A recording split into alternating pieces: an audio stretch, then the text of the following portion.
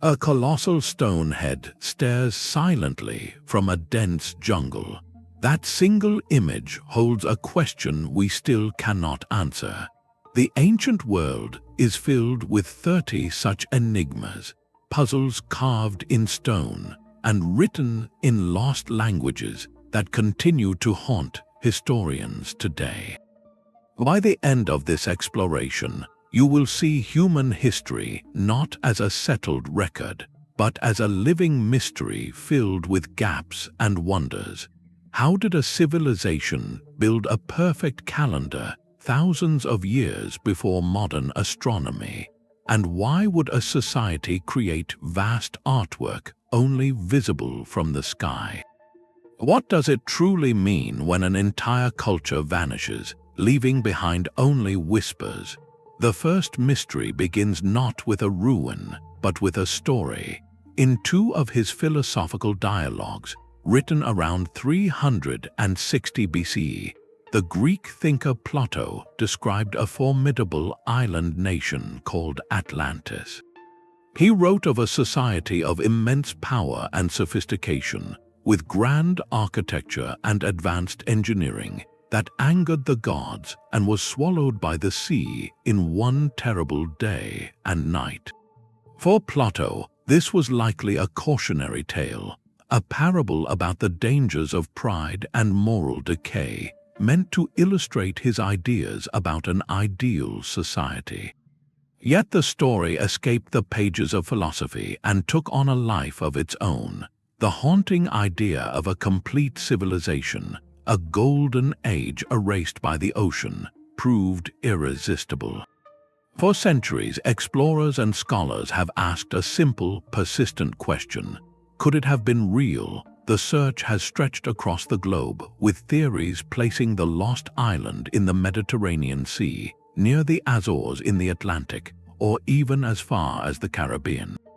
One of the most compelling connections points to a real geological catastrophe.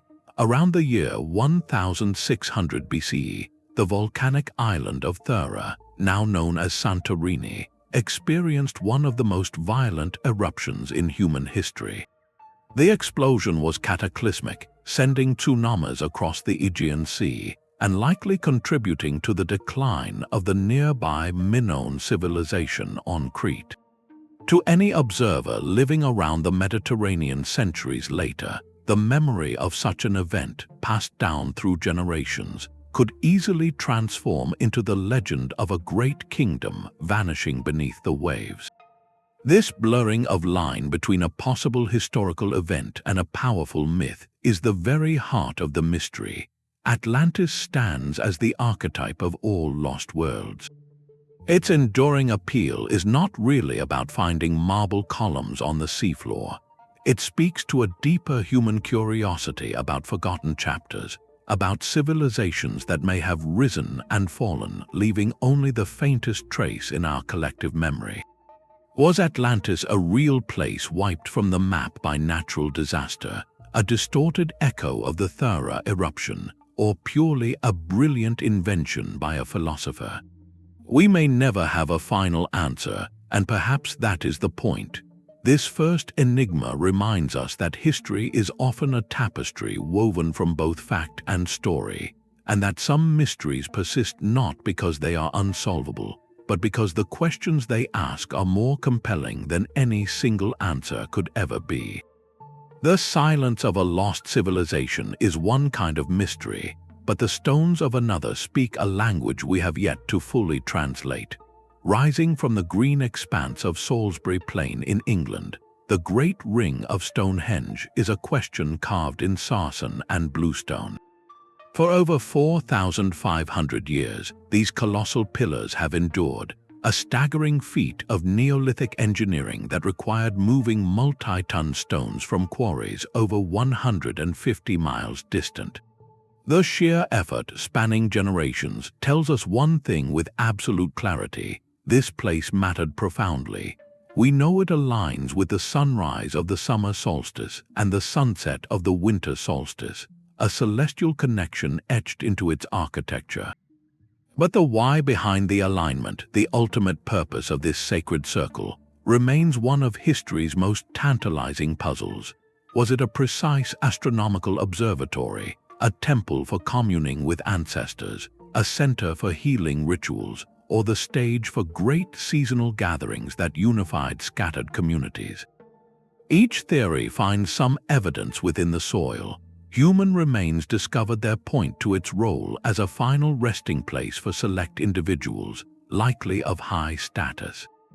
The smaller bluestones transported from the distant Preseli Hills in Wales were long believed to possess curative properties, suggesting pilgrims may have journeyed here seeking wellness. Yet perhaps the most humbling discovery of recent years is that Stonehenge was never alone. Advanced archaeological surveys have revealed a hidden landscape surrounding it, a vast ceremonial complex of processional avenues, burial mounds, and a great circle of deep pits that once may have held towering timber posts. This was not an isolated monument, but the beating heart of a ritual world. The true mystery, then, stretches far beyond how these ancient people moved the stones. It lives in the realm of belief and community. What powerful idea, what shared vision of the cosmos and their place within it, could compel a society to dedicate centuries to such a project? Stonehenge stands as a testament to a sophisticated mind, a collective will capable of orchestrating a project across generations for a purpose that, to them, was undoubtedly as clear as the solstice sun. To us, it remains a silent, majestic echo of a world we can only try to reconstruct, stone by patient stone. The ambition of Stonehenge is humbling, yet it pales before the sheer audacity of a tomb that touches the sky. On the sun-baked plateau of Giza, the Great Pyramid stands as a monument of impossible precision, a riddle in stone that has defied explanation for over 4,500 years. Built for the pharaoh Khufu around 2560 BCE, its statistics are still staggering, a structure composed of an estimated 2.3 million limestone blocks, each weighing an average of 2.5 tons. But the true mystery lies not in its size but in its perfection. The four sides of the pyramid are aligned with the cardinal directions north, south, east, and west with an error of less than 1/15 of a single degree. This is not the work of rough estimation. It is the work of master surveyors and astronomers. Even more curiously, the pyramid's dimensions seem to encode mathematical constants known to later civilizations. The ratio of its perimeter to its height is remarkably close to 2 times pi, and its design incorporates the golden ratio. Were these intentional features a way of embedding sacred geometry into the pharaoh's eternal home, or are they simply fascinating coincidences revealed by our modern analysis? The question of how it was built is even more profound. The traditional image of thousands of laborers dragging blocks up massive earthen ramps is compelling, but the logistics are baffling. How did they quarry and shape such immense stones with copper tools? How did they transport them, some from quarries hundreds of miles away, and then lift them into place with such flawless accuracy? The ramp theory itself has problems, as a single straight ramp to the top would have required more material than the pyramid itself. This has led to alternative ideas, from spiraling ramps wrapped around the structure's exterior to the use of internal ramps within the pyramid's core during construction. More speculative theories, often born from a sense of awe, suggest lost techniques involving water channels or even sonic levitation, though these lack archaeological support. The enigma deepens inside the monument. The king's chamber contains so-called air shafts, narrow corridors pointing toward specific stars in the ancient sky. Were they designed for the pharaoh's spirit to ascend to the heavens, or did they serve another, more practical purpose we have yet to comprehend? The Great Pyramid forces a fundamental reconsideration. It challenges the comforting, linear narrative of human progress that suggests technology advances in a simple, straight line. Here, at the dawn of a Bronze Age civilization, we see an achievement of engineering, astronomy, and logistics that would be a formidable project even with some modern machinery. It speaks of a society with not just immense manpower, but with a profound, unified vision and an organizational genius we are still struggling to fully map out. This is not a mystery of a lost people, but of a people whose capabilities in this one breathtaking project seem to momentarily eclipse our understanding of their era. From the monumental scale of the pyramids, our journey descends to the surface of a desert, where an even more perplexing canvas awaits. In the stark, wind-swept plains of southern Peru, the earth itself holds a secret. Here, the Nazca people, between 500 years before the Common Era and 500 years after, did not build upward but outward, scratching away the dark, sun-baked pebbles to reveal the lighter soil beneath. They created the Nazca Lines, an immense gallery of geoglyphs that transforms the desert floor into a work of art only comprehensible from a vantage point high above. This is a mystery of perspective, a puzzle that asks who the audience was meant to be. The images are breathtaking in their variety and clarity. A hummingbird with wings outstretched spans over 300 feet. A spider, perfectly proportioned, measures 150 feet long. A monkey with a spiraling tail, a condor, a whale, even a humanoid figure often called the astronaut, all coexist with miles of perfectly straight lines, trapezoids, and spirals that stretch to the horizon. The precision is staggering, considering the artists worked without the ability to see their full creation. They likely used simple tools and careful planning, perhaps scaling up small models with a system of ropes and stakes to maintain the proportions across such vast distances. The lines have survived for over a millennium because the region is one of the driest on Earth, with minimal rain and wind to erode them. But the why remains the central, haunting question. Why would a culture invest generations of labor to create magnificent art they could never behold? One prominent theory suggests the lines formed a massive astronomical calendar, with certain shapes aligning with celestial events like solstices or the rising of important stars. Another proposes they were sacred pathways, walked during ritual processions to invoke life-giving water from the gods, a precious resource in that arid landscape. The most compelling idea connects the lines directly to the sky, not as a map but as a message. Some researchers believe the glyphs were intended for deities believed to reside in the heavens, vast offerings meant to be seen from above.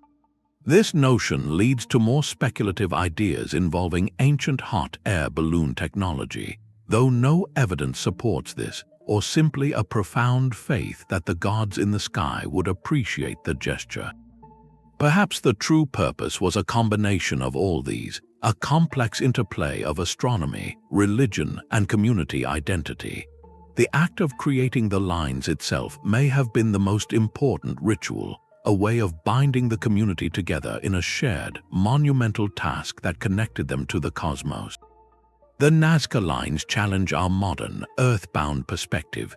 They force us to consider a worldview where the most important viewers were not human but divine. They are a testament to a different kind of vision, one that looked beyond the immediate horizon to the heavens, investing immense effort in a dialogue with the sky that we, centuries later, are still struggling to overhear.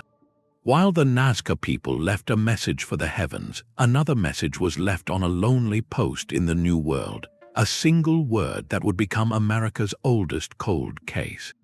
In the year 1587, a group of just over 100 English men, women, and children landed on Roanoke Island, off the coast of what is now North Carolina. Led by Governor John White, they aimed to establish the first permanent English settlement in the Americas. The challenges were immediate, from strained relations with some local communities to the simple, overwhelming task of surviving in an unfamiliar land. Later that year, Governor White sailed back to England for desperately needed supplies, leaving his own daughter and newborn granddaughter, Virginia Dare, the first English child born in the Americas among the colonists. His return was delayed for 3 long years by war between England and Spain. When he finally stepped back onto Roanoke Island in 1590, he found a scene of profound and eerie silence. The settlement was completely abandoned. The houses had been carefully dismantled, not destroyed, suggesting a planned departure. There were no signs of a struggle, no graves, and no indication of a hurried flight. The only clues were 2 cryptic carvings. On a post of the fort's palisade, the word Croatoan was carved in capital letters. On a nearby tree, just the letters CRO. This was not a message of distress, it was a pre-arranged signal. White had instructed the colonists that if they were forced to leave, they should carve a Maltese cross into a tree to indicate danger. No cross was found. The word Croatoan was the name of a nearby island, now known as Hatteras Island, and also the name of a community of Native Americans who lived there and who had been generally friendly to the English. The logical conclusion seemed clear: the colonists had moved to Croatoan Island, but a fierce storm prevented White's ship from investigating further, and he was forced to return to England, never to see his family again.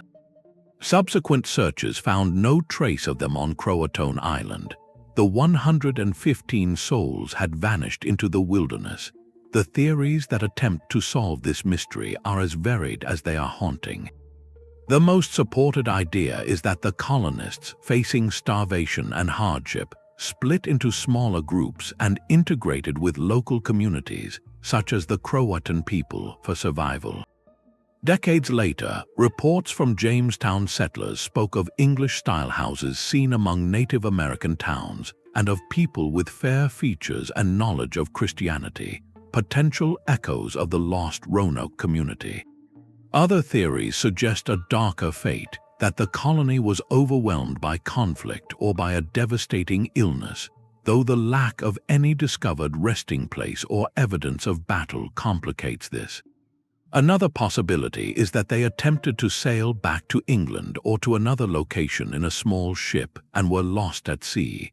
The power of the Roanoke story lies not in grand monuments, but in its heartbreaking human scale. It is a mystery of fragile hope, of families waiting for a ship that came too late, and of a single word carved into wood that was meant to be a map, but instead became a riddle. It embodies the terror of the unknown that permeated the early colonial era, a stark reminder of how thin the thread of history can be, and how entire chapters of human experience can simply fade into the forest, leaving behind only a whisper for us to decipher. A single word carved into a post left a haunting question in the New World, but across the Atlantic, an entire book of unknown words presents a puzzle of a different kind. Tucked away in the Voynich Rare Book and Manuscript Library at Yale University is perhaps the world's most famous unintelligible text, the Voynich Manuscript. This small, unassuming codex, carbon-dated to the early 15th century, is a fortress of mystery. Its approximately 240 vellum pages are filled from edge to edge with graceful, looping characters from an alphabet no one recognizes, flowing in a language no one can read. This is not merely a forgotten dialect, it is a complete linguistic system that has, to this day, defied every attempt at translation. The text is accompanied by vivid, perplexing illustrations that deepen the enigma. There are page after page of exquisite botanical drawings depicting plants with swirling roots and fantastical leaves that correspond to no known species on Earth. There are astrological charts showing unfamiliar constellations and celestial diagrams. Most curiously, there are sections filled with illustrations of nude women bathing in or interacting with a network of intricate green pools and tubes, a series of images that has fueled endless speculation about its purpose. For over a century, this book has been a siren call to the world's top codebreakers and linguists. It passed through the hands of alchemists, emperors, and book dealers before landing in modern academic study. Teams of cryptographers, including professionals from the United States National Security Agency who helped break codes during the Second World War, have applied the most advanced analytical techniques to it. They have studied letter frequency, word patterns, and syntactic structure, yet the manuscript resists all classification. Statistical analysis shows its language has a structure similar to natural languages, with word lengths and repetitions that follow logical rules, which argues against it being random gibberish.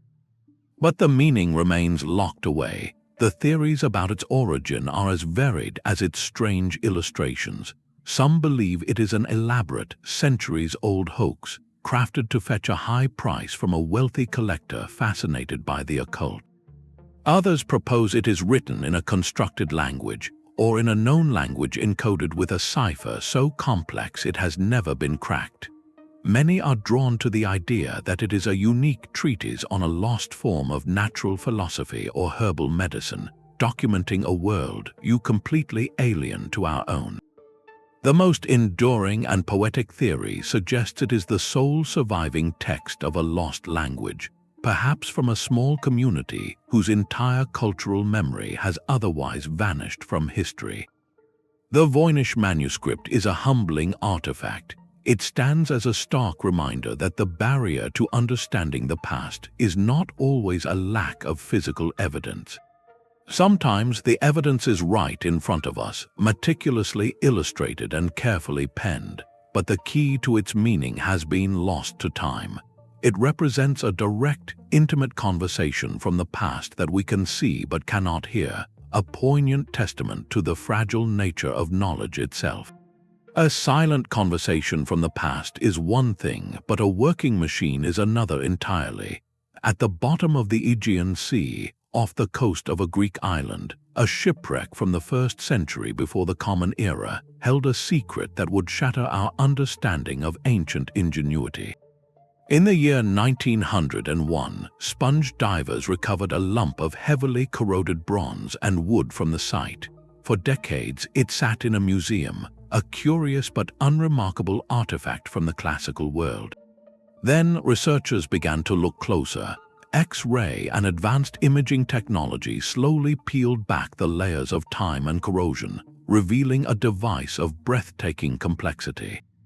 This was the Antikythera Mechanism, and it has been called the world's first known analog computer. Dating to around 100 years before the Common Era, this intricate assembly of at least 30 interlocking bronze gears was housed in a wooden case about the size of a shoebox. It was not a tool of war or a piece of jewelry. It was a precise astronomical calculator. By turning a hand crank on the side, an operator could simulate the motions of the sun, the moon, and the 5 known planets. Dials and pointers would show the phases of the moon, predict upcoming solar and lunar eclipses, and even track the 4-year cycle of the ancient Olympic Games.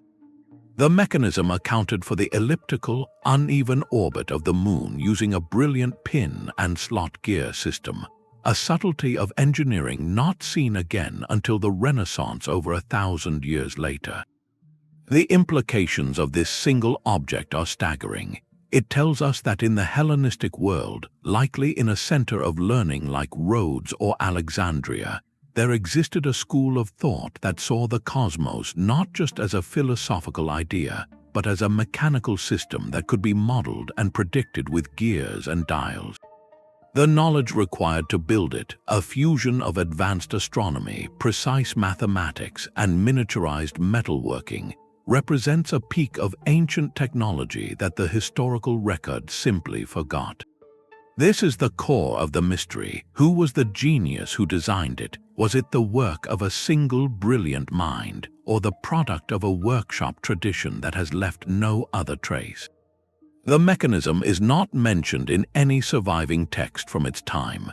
Its very existence suggests that the so-called Dark Ages that followed the collapse of the Roman world were perhaps not a period of universal technological decline, but a time when specific, highly specialized knowledge, like that which built the Antikythera device, was tragically lost. It forces us to ask a haunting question about the nature of progress. We often think of technological history as a steady, upward climb. But what if it is more like a forest where towering trees of achievement can rise, fall, and be completely overgrown, only to be rediscovered centuries later as a lone, fossilized stump?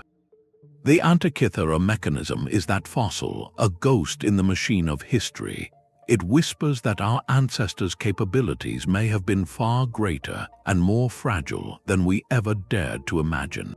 The silent precision of a geared computer gives way to the monumental silence of stone giants gazing inland. On the most isolated inhabited island on Earth, Rapa Nui, known to the world as Easter Island, nearly 900 massive stone figures stand sentinel. The sheer scale of their creation in such a remote place is a logistical puzzle that has captivated explorers for centuries. Over 2,000 miles from the coast of South America, this small volcanic speck in the Pacific Ocean was home to a Polynesian society that, from roughly the year 1200 to 1600, dedicated immense energy to carving and raising the moai. These are not small statues. The average moai stands about 13 feet tall and weighs around 14 tons. The largest, named Paro, is a staggering 33 feet tall and weighs an estimated 82 tons. They were quarried from the volcanic rock of a single crater, Roanoke, where hundreds more in various stages of completion still lie, as if the sculptors simply walked away one day. The central, haunting question is how a population likely numbering only in the thousands accomplished this feat. For a long time, the dominant theory involved a slow, perilous process of dragging the statues on wooden sledges or rollers across the island using its precious palm trees. This idea contributed to a powerful but oversimplified narrative of ecological suicide, where the islanders recklessly deforested their home to move statues, leading to their own collapse. More recent research, however, paints a more nuanced and fascinating picture. Experiments and archaeological study suggest the islanders were brilliant engineers of their landscape.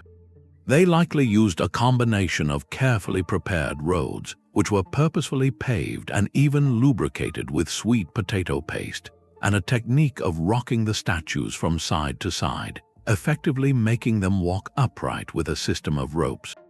This method, demonstrated in modern experiments, aligns with local oral traditions that literally say the statues walk to their platforms, called ahu. The why behind this colossal effort is deeply tied to the island's social and spiritual structure. The moai are not deities but representations of deified ancestors. Each statue, erected on a coastal ahu platform, faced inward toward a village, its back to the sea. In this way, the watchful eyes of the ancestors, originally inlaid with coral and obsidian, were believed to project protective spiritual power or mana over the living community. The competition to erect larger and more impressive moai likely drove a cultural arms race among island clans. This brings us to the island's profound transformation. Evidence does point to significant ecological change, including deforestation and soil depletion, partly due to the arrival of the Polynesian rat which ate tree seeds. This environmental pressure, combined with the societal focus on statue construction, may have strained resources. By the time European explorers arrived in the 18th century, the society had undergone a dramatic shift. The era of statue carving had ended, and many moai had been deliberately toppled, perhaps during periods of internal conflict. A new religious and social order emerged, centered around the birdman cult. The moai, then, are far more than mysterious stone faces. They are the physical record of a society's spiritual ambition, its ingenious adaptation to a fragile environment, and its eventual, painful transformation. They stand as a complex testament not to a simple tale of collapse, but to the dynamic and sometimes precarious relationship between a culture's deepest beliefs and the island that sustained it. The silent gaze of the moai speaks of a society transformed, but in the jungles of Central America, entire cities were left to the vines. Between the 8th and 9th centuries, something profound and unsettling happened to the classic Maya civilization. This was not a people who faded from existence, but a sophisticated urban order that seemed to unravel. The Maya people, of course, endured and thrived to this day, but their grand political project, the network of powerful city-states like Tikal, Palenque, and Copan, entered a period of dramatic decline. The scale of this shift is what makes it a haunting historical mystery. These were centers of immense knowledge, with towering pyramids that pierced the forest canopy, elaborate courts where nobles played the sacred ball game, and scribes who recorded their history in an intricate hieroglyphic script on stone monuments. Then the carving of these grand stelae, the records of kings and conquests, simply stopped. The great plazas fell quiet, and the managerial class that organized society seemed to disperse, leaving the urban cores to be slowly reclaimed by the jungle. It was not an overnight vanishing act, but a rolling collapse that swept across the Maya lowlands over decades. For a long time, the romantic notion of a single, catastrophic event held sway, but modern archaeology reveals a far more complex and instructive picture. The mystery here is not a whodunit, but a how and why. How could a civilization of such evident strength and adaptability encounter challenges it could not overcome? Researchers have pieced together a confluence of pressures that likely created a perfect storm. Paleoclimatology, the study of ancient climates, shows evidence of severe, multi-decade droughts during this very period. In a region where life was meticulously tied to seasonal rains for agriculture, a series of failed rainy seasons would have strained food supplies and water reservoirs to a breaking point. This environmental stress was amplified by intense competition among the Maya city-states themselves. Inscriptions speak of escalating conflicts, not just ritualized battles for captives, but total warfare aimed at the destruction of rival dynasties. This political instability would have fractured trade networks and made coordinated responses to the drought nearly impossible. Furthermore, some scholars point to the possibility of internal social strain. The immense labor and resources required to build ever larger monuments for divine kings may have created a burden on the common people, especially as resources grew scarce. When the king's perceived spiritual power failed to bring the rains, the very foundation of his authority could have crumbled. What makes the Maya collapse so compelling and so cautionary is that it was likely not one thing, but the tragic interplay of many. A changing climate strained the system, internal conflict weakened its resilience, and the social contract that held it all together may have finally torn. The result was not extinction, but a profound transformation. The population moved, adapting to new areas, and the focus of Maya life shifted from the grandiose ceremonial centers to more dispersed, sustainable communities. The knowledge of writing and the complex calendar was preserved by a much smaller group of specialists. This is perhaps the most important lesson of this ninth mystery.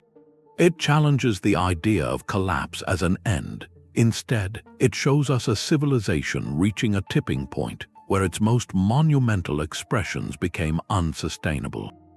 The people endured by changing how they lived, reminding us that the fate of a civilization is not always tied to the survival of its most impressive stones, but to the resilience and adaptability of its people in the face of converging challenges. The ingenuity of the Maya was a testament to the human mind. Yet sometimes the most profound mysteries are not found in towering cities, but in the quiet clutter of a museum basement. In the 1930s, workers excavating a 2,000-year-old site near Baghdad unearthed a set of simple objects that would ignite a debate spanning generations. It became known as the Baghdad Battery. The artifact is deceptively unremarkable, a 6-inch tall clay jar dating from the Parthian or Sassanid period, sometime between 250 years before the Common Era and 650 years after. Inside, archaeologists found a rolled copper cylinder and within that, an iron rod. The jar showed signs of having been sealed with asphalt or bitumen, which held the metal components in place and insulated them from each other. To a modern eye, the assembly is uncannily familiar. It looks like the basic components of a simple wet cell battery. And indeed, when a replica is filled with an acidic electrolyte like vinegar or grape juice, it produces a small but measurable electric charge around 1 volt. This single, quiet fact has sparked one of history's most tantalizing what-if scenarios. Could this object, created over a millennium before Alessandro Volta's official invention of the battery in 1800, be evidence of ancient electrical knowledge? The proponents of the battery theory suggest several plausible uses. The small voltage could have been employed for electroplating, the process of depositing a thin layer of one metal, like gold or silver, onto the surface of another. Artisans of the era were master metalworkers producing stunning gilded objects. While traditional chemical plating methods were known, a weak electrical current could have provided a more controlled and efficient result. Another theory points to the ancient world's understanding of medical therapy. Historical texts from Greek and Roman physicians describe using electric fish to numb pain or treat ailments. If this culture understood the concept of a mild electric current, they might have used such a device for similar therapeutic purposes, a form of early electrotherapy. Yet the interpretation is far from settled. Skeptics offer a much more mundane explanation, that the jar was simply a secure storage vessel for precious scrolls. The copper cylinder would have held a rolled parchment or papyrus scroll, with the iron rod perhaps acting as a stiffener or a handle. The asphalt seal would have protected the contents from moisture and insects. This theory argues that the electrical properties are merely a fascinating coincidence, a byproduct of a design meant for an entirely different purpose. This is the core challenge the Baghdad Battery presents, the immense difficulty of interpreting an artifact divorced from its original context. We have no accompanying manual, no contemporary drawing showing it in use, no written record that mentions its function. We are left holding a potential tool with no instructions, forced to guess at the mind of its maker. The true haunting quality of this mystery lies not in proving one theory right, but in the possibility it represents. If it was indeed a battery, even a rudimentary one understood only through trial and error, it signifies a spark of technological insight that flickered briefly and then was extinguished. It suggests a path not taken, a branch of practical knowledge that was never nurtured, documented, or passed down. It becomes a ghost in the long story of invention, a whisper that our ancestors may have brushed against principles of the natural world that would not be formally rediscovered for over 1,000 years. The Baghdad Battery, therefore, is less about electricity and more about the fragility of discovery. It asks us how many other simple, brilliant ideas from the ancient world were used once, understood by only a few, and then lost in the sands of time, leaving behind only an object that quietly defies our expectations. While the Baghdad Battery presents a puzzle of purpose, the Carnac Stones in Brittany, France, present a mystery of sheer, overwhelming scale. Here, along the windswept coast, stand not a circle but an army. Over 3,000 prehistoric standing stones march across the landscape in dense, parallel rows, stretching for miles like a vast, petrified legion frozen in time. Erected by Neolithic peoples beginning around 4,500 years before the Common Era, this is Stonehenge unraveled into lines, a monumental expression of belief written not in a circle, but across the earth itself. The individual stones, known as menhirs, range from small markers to towering pillars over 20 feet tall. They are arranged with deliberate order into great alignments, with the most famous rows at Menek, Camario, and Kaleskon containing nearly 3,000 stones between them. The effort to quarry, transport, and erect this granite forest is almost incomprehensible, a communal project that must have spanned generations. This was not a casual undertaking. It was the work of a society united by a vision powerful enough to move mountains, stone by patient stone.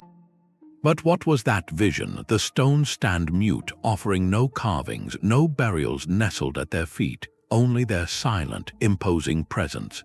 One leading theory looks to the sky. Researchers have noted that the primary alignments seem oriented toward the rising and setting sun at the solstices, suggesting the entire complex could have functioned as a colossal astronomical calendar or observatory.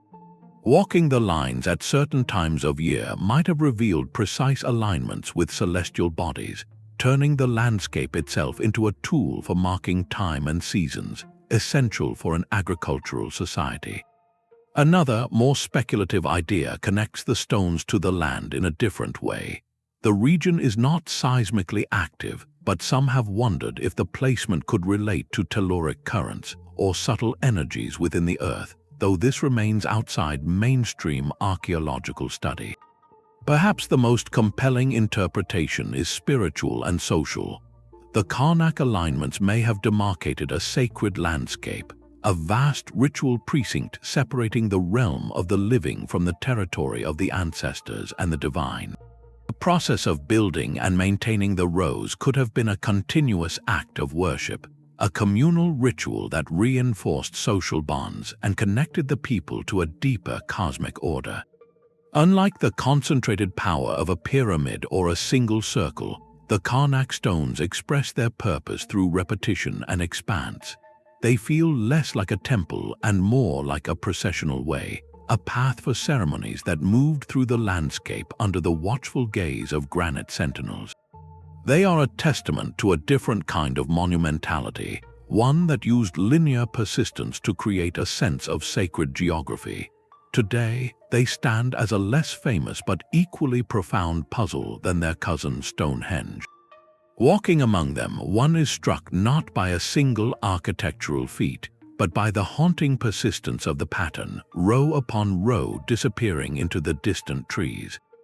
They are a silent army indeed, guarding not a treasure, but a secret, the profound and forgotten reason why an entire culture chose to spend centuries answering the landscape with stone, creating a question in granite that we are still learning how to ask.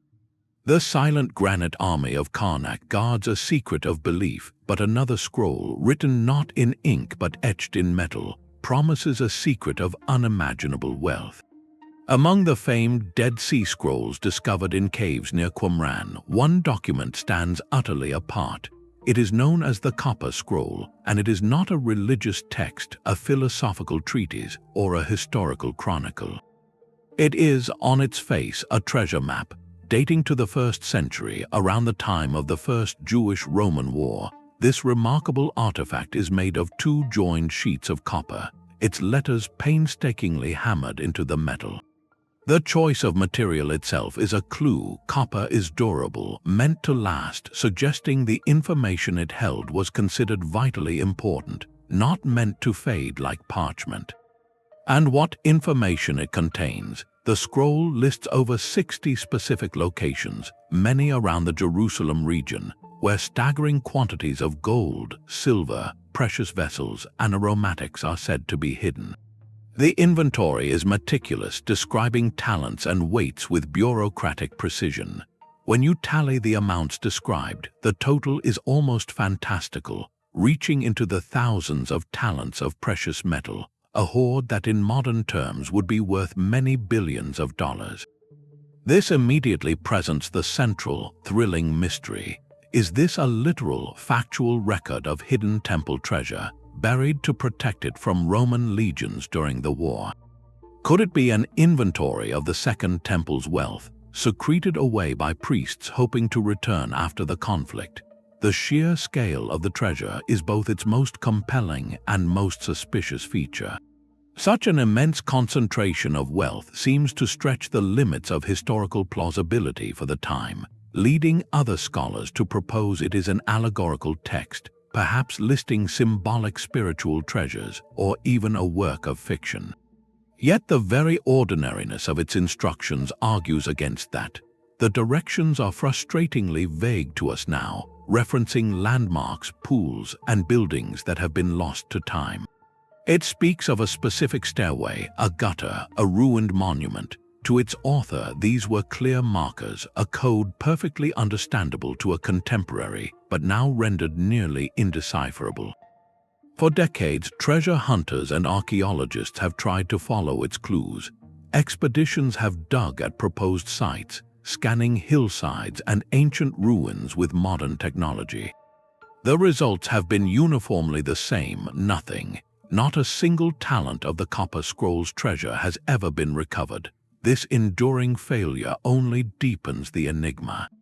If it was real, was the treasure found and removed centuries ago by someone else who understood the clues? Were the directions intentionally misleading to confound enemies? Or does the treasure still lie in wait, buried under millennia of dirt and development, its precise location forever just beyond our grasp? The Copper Scroll is a unique fusion of archaeology and high-stakes mystery. It transcends the typical academic puzzle because it promises a tangible, glittering reward. It taps directly into the human fascination with lost wealth and hidden caches. Yet beyond the allure of gold, it represents a poignant snapshot of a moment of profound crisis. A society facing collapse took the time to carefully engrave a list of its most valued possessions onto a metal meant to endure, a desperate attempt to preserve something of its world from the chaos of war. Whether that list was literal or symbolic, it is ultimately a message in a bottle from the edge of catastrophe, a final, durable whisper about what one culture considered worth saving, and a challenge cast across 2,000 years that we have yet to answer.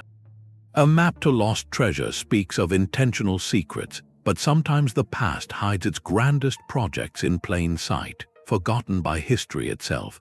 In 1992, in a quiet village in Zhejiang Province, China, farmers draining local ponds made a discovery that would slowly reveal a mystery of staggering scale. The water had been concealing not mud, but the entrance to an immense hand-carved cavern. This was not a natural cave. When archaeologists and explorers investigated further, they found not one, but 24 of these colossal underground spaces, now known as the Longyou Caves. Each one is a monumental hall carved directly into the solid sandstone, with soaring ceilings supported by massive, evenly spaced pillars. The largest cavern covers an area of over 12,000 square meters, with walls rising to heights of nearly 100 feet. The engineering is breathtaking in its precision and ambition. To create these spaces, ancient workers would have had to remove an estimated 900,000 cubic meters of stone. That is a volume of rock equivalent to a small mountain, meticulously excavated and hauled away, all by hand over 2,000 years ago. And here the first great question arises, a question of logistics as puzzling as the pyramids. Where did all that stone go? 900,000 cubic meters of sandstone is an immense quantity, enough to build a small city. Yet no nearby construction, no great wall or foundation, shows evidence of using this specific material. It simply vanished from the historical record, as if the mountain was hollowed out and the evidence erased. Inside the caves, the mystery deepens. The walls and ceilings are covered in a mesmerizing pattern of uniform, parallel chisel marks, running at a consistent 60-degree angle across every surface. This is not merely functional quarrying, it is a deliberate, decorative finish applied with immense, painstaking effort. The caves also feature carefully carved pools, stone bridges, and pillars that appear to be structural but also follow a harmonious design. This was clearly a project of profound importance, executed with a unified plan and remarkable skill. Yet, for a civilization known for its meticulous historical record-keeping, there is a deafening silence. No document, no folk tale, no imperial edict from the Qin or Han dynasties mentions the construction of these colossal underground halls. It is a project of national-scale effort that left no paper trail. This absence is as baffling as the caves themselves. Who commissioned such an endeavor and for what possible purpose? The theories are as varied as the chisel marks on the walls. Some suggest they were secret quarries for a royal tomb or palace that was never built. Others propose they were hidden storage facilities for grain or military supplies, though their ornate finish argues against purely utilitarian use. The most intriguing ideas venture into the ceremonial. Could they have been a secret ritual complex, an underground sanctuary for a spiritual tradition that operated outside official channels? Or perhaps they served as a secluded refuge for an entire community during times of conflict, a hidden city carved from stone. The uniform wall markings might have held symbolic meaning, or they could simply be the signature of a highly organized workforce divided into teams, each with its own identifiable angle of work. The Longyou Caves stand as a humbling lesson in the limits of historical knowledge. They force us to confront the possibility that even in a well-documented culture, endeavors of immense scale and sophistication could be undertaken and then simply fade from communal memory. They represent a lost chapter, not of a vanished people, but of a people whose reasons for one of their most staggering projects became untethered from the story they told about themselves. It is a reminder that the past is not a completed book, but a landscape where mountains can still give up their secrets, revealing empty chambers where we expected only solid earth, and asking us to consider what other colossal undertakings history has quietly chosen to forget. A map to hidden treasure ignites the imagination, but a map of the impossible quietly rewrites history. In the year 1513, Ottoman admiral and cartographer Piri Reis compiled a world map from sources he meticulously cited, including Portuguese charts, Arab geographies, and what he described as ancient maps from the time of Alexander the Great. Only a fragment of this document survives today, housed in the Topkapi Palace Library in Istanbul. To the modern eye, it is a beautiful artifact of the Age of Discovery, depicting the Atlantic Ocean with the coastlines of Europe, Africa, and the newly encountered lands of the Americas. But a closer look at its southern edge reveals a detail that should not exist.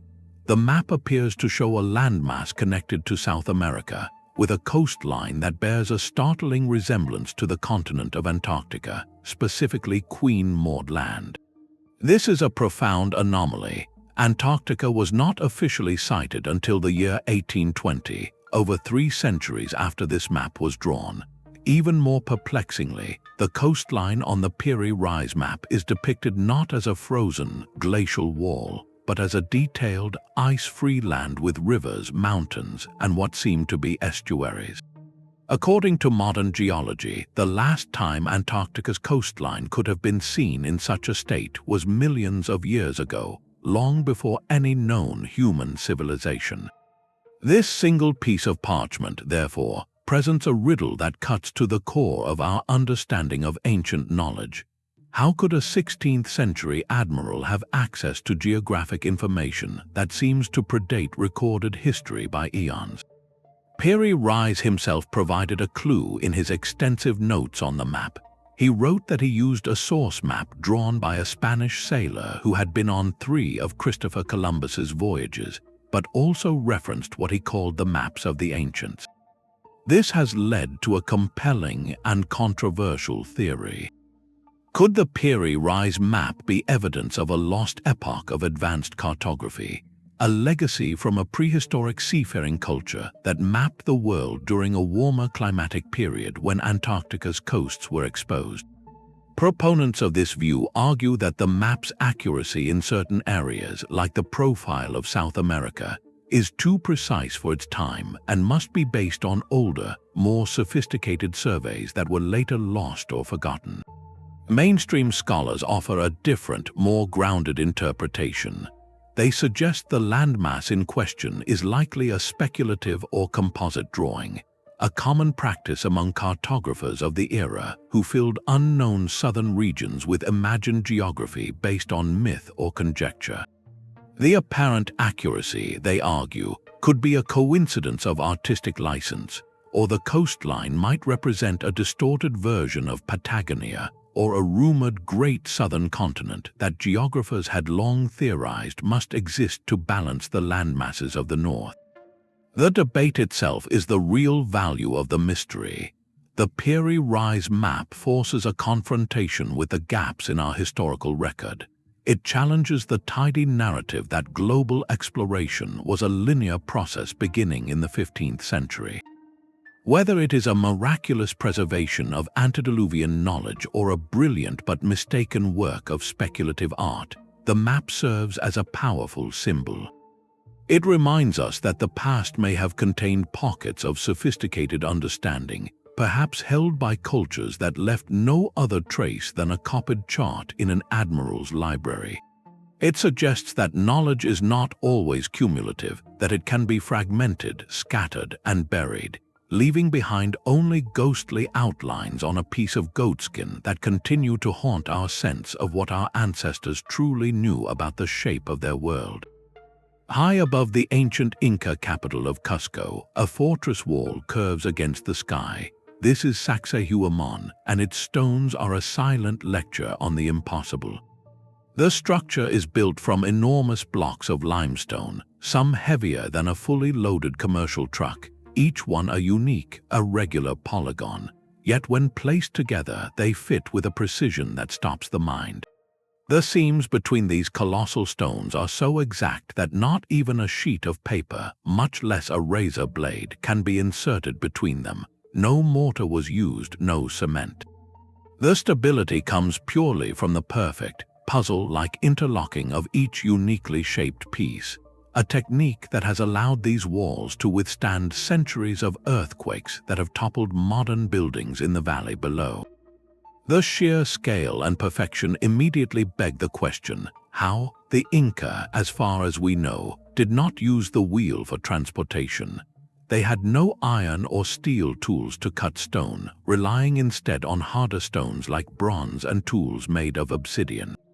They had no draft animals larger than the llama, which cannot carry such loads, and yet here are stones weighing over 100 tons, quarried from sites miles away, lifted and fitted with microscopic accuracy. The method remains one of the great practical mysteries of the ancient world.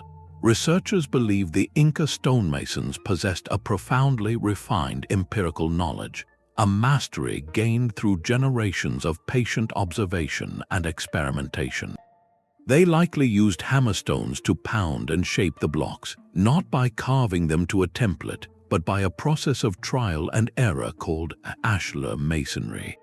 One theory suggests they would shape a lower stone, then use a clay mold or a system of markings to create a perfect negative impression on the upper stone, pounding it until the two faces matched exactly. Transporting the blocks is another puzzle. They may have used a combination of earthen ramps, ropes made from tough grasses, and teams of hundreds of laborers to slowly rock the stones along log rollers, a staggering feat of coordinated labor and engineering physics. But the true mystery of Sacsayhuamán is not just the how, but the why achieved to such an extreme degree. This was not merely functional construction, it was a statement. The zigzagging walls, which some say represent the teeth of a puma whose body was the city of Cusco, were a symbol of Inca power, a demonstration of their ability to command both the labor of thousands and the very bones of the earth itself. The flawless fit was likely deeply spiritual as well, representing a harmonious union of elements, a way of making architecture permanent and sacred. In these walls, we see a civilization that turned a profound understanding of material, geometry, and collective effort into an art form so advanced it appears to defy its own tools.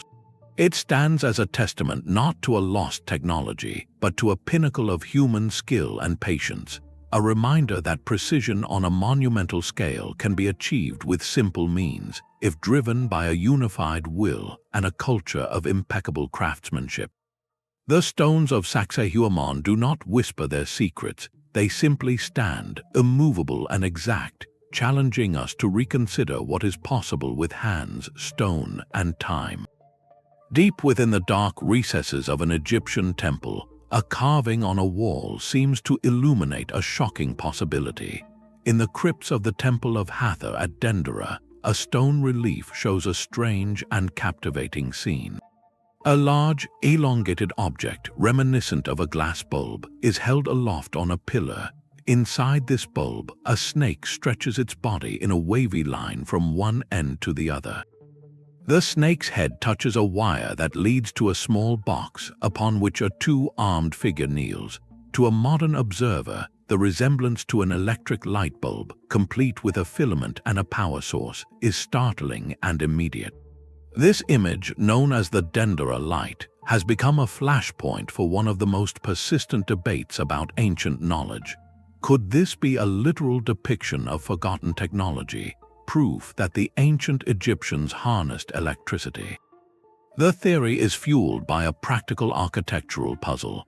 In the deep, windowless inner chambers and tombs of Egypt, where intricate paintings and hieroglyphs cover every surface, archaeologists have noted a curious absence. There is often no trace of soot from torches or oil lamps, which would have been the expected sources of light for the artists who worked there. How did they see to create such perfect artwork in total darkness? The idea of an electric bulb provides a tantalizingly simple answer. Proponents point to artifacts like the Baghdad Battery as a potential power source and suggest the Dendera relief is a straightforward instruction manual, a diagram of a device they actually used. This interpretation speaks to a deep human desire to find lost genius, to see our ancestors as possessing secrets we have only recently rediscovered. Orthodox Egyptology, however, offers a profoundly different reading, one rooted in symbolism, not science. Scholars identify the bulb not as a technological object, but as a lotus flower, a sacred symbol of creation. The snake emerging from it represents the god Harsomptus, a manifestation of life and rebirth. The entire scene is a complex cosmological diagram, illustrating the Egyptian myth of the world emerging from the primordial waters, with the lotus flower birthing the sun god. The pillar is a jed pillar symbolizing stability, and the box is likely a shrine. The kneeling figure is not an electrician, but a deity. This explanation places the image firmly within the rich, symbolic language of Egyptian religious art, where objects are rarely just objects.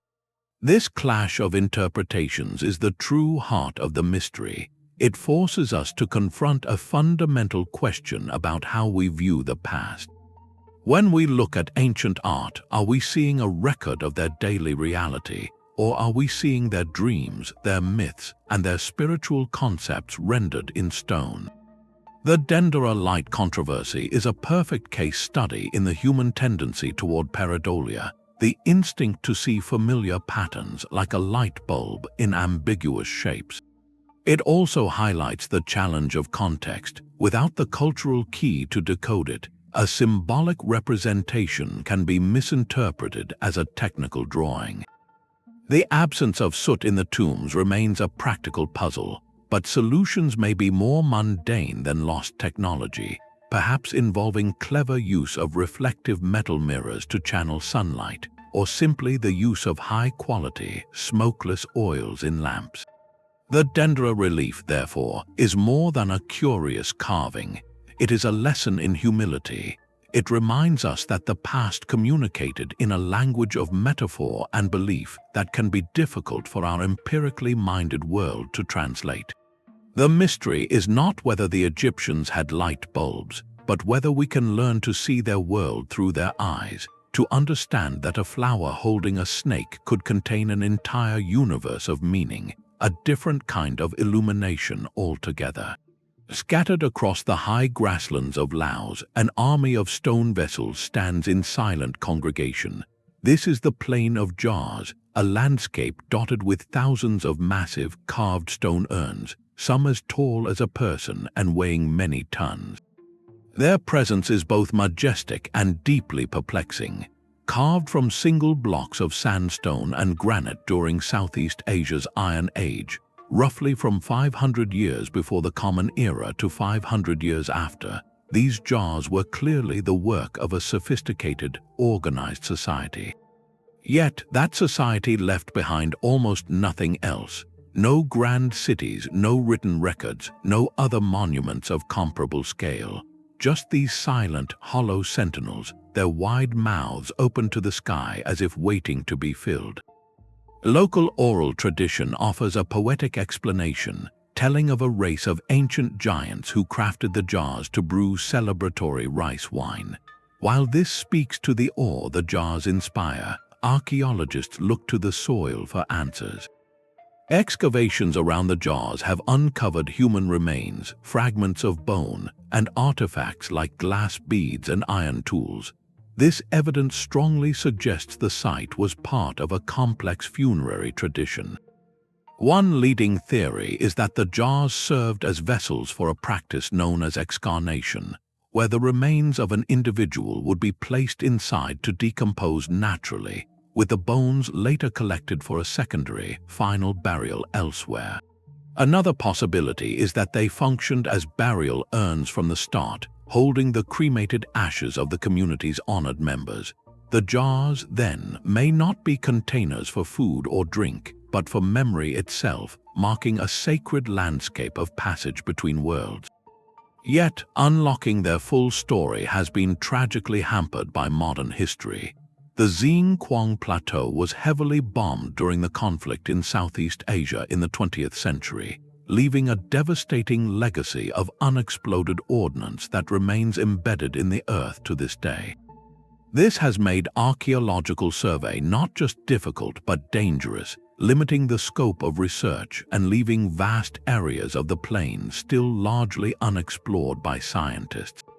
This adds a poignant layer to the mystery. The jars hold the secrets of a culture lost to deep time, but they are guarded by the painful remnants of a more recent past. Each jar is a dual symbol, an ancient question mark standing in a field of modern peril. They represent a civilization that understood ritual, community, and stone, yet chose to express those beliefs in this singular, enigmatic form. What compelled them to invest such effort in carving and transporting these vessels? Was this plain a centralized necropolis for multiple communities, or did each cluster of jars serve a specific family or clan? The answers likely lie in the ground, waiting for the day when the land is safe enough to read its stories fully. Until then, the Plain of Jars remains one of archaeology's most haunting and patient mysteries, a testament to a forgotten people whose most enduring legacy is a field of stone questions, quietly holding their silence against the mountain winds. Within the hushed halls of a library in Stockholm rests a book so massive it is said to have required the skin of 160 donkeys to create its pages. The Codex Gigas, or Giant Book, is the largest surviving medieval manuscript in the world, a behemoth weighing nearly 175 pounds. Created in the early 13th century in a Benedictine monastery in Bohemia, its contents are a comprehensive library in one volume, containing the complete Vulgate Bible, historical chronicles, medical texts, and spells for exorcism.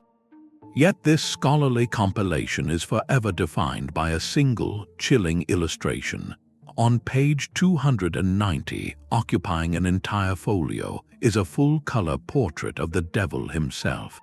He is depicted in a crouch, alone in a barren landscape, with clawed hands, two long red tongues, and an expression of vacant, unsettling power.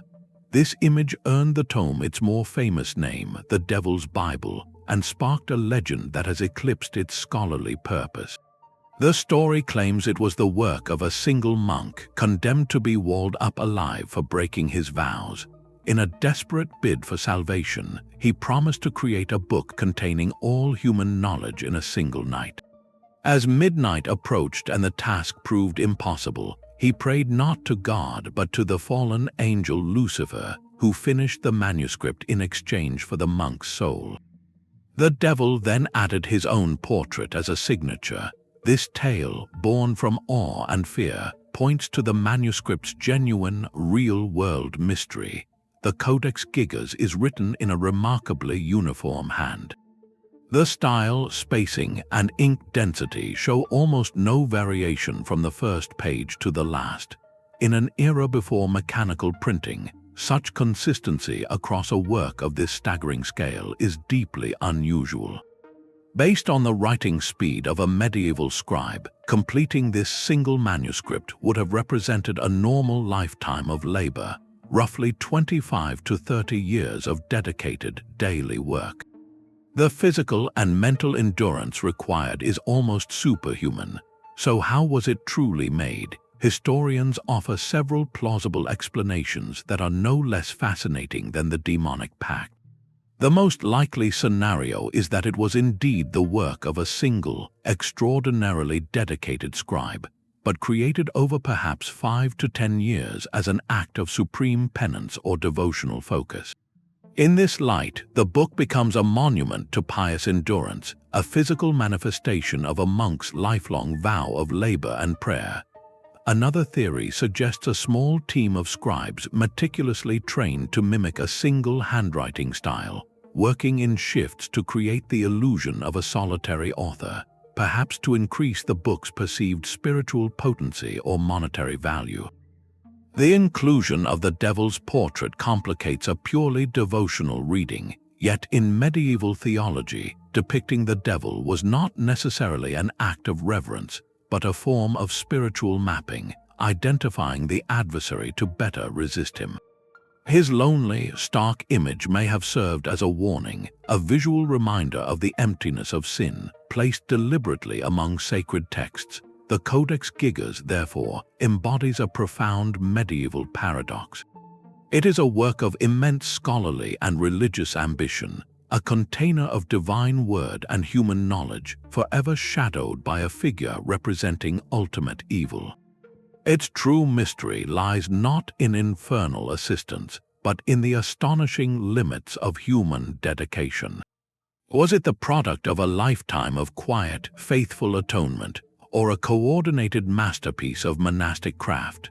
The book itself offers no confession, only the steady, unbroken flow of ink across centuries, a silent testament to the sheer will required to build a world within pages, leaving us to wonder at the mind or minds that could sustain such a monumental act of creation.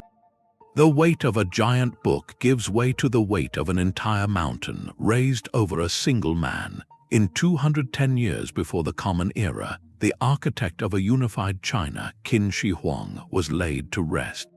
His burial mound, a colossal earthen pyramid near modern Xi'an, stands as a silent promise and a profound warning.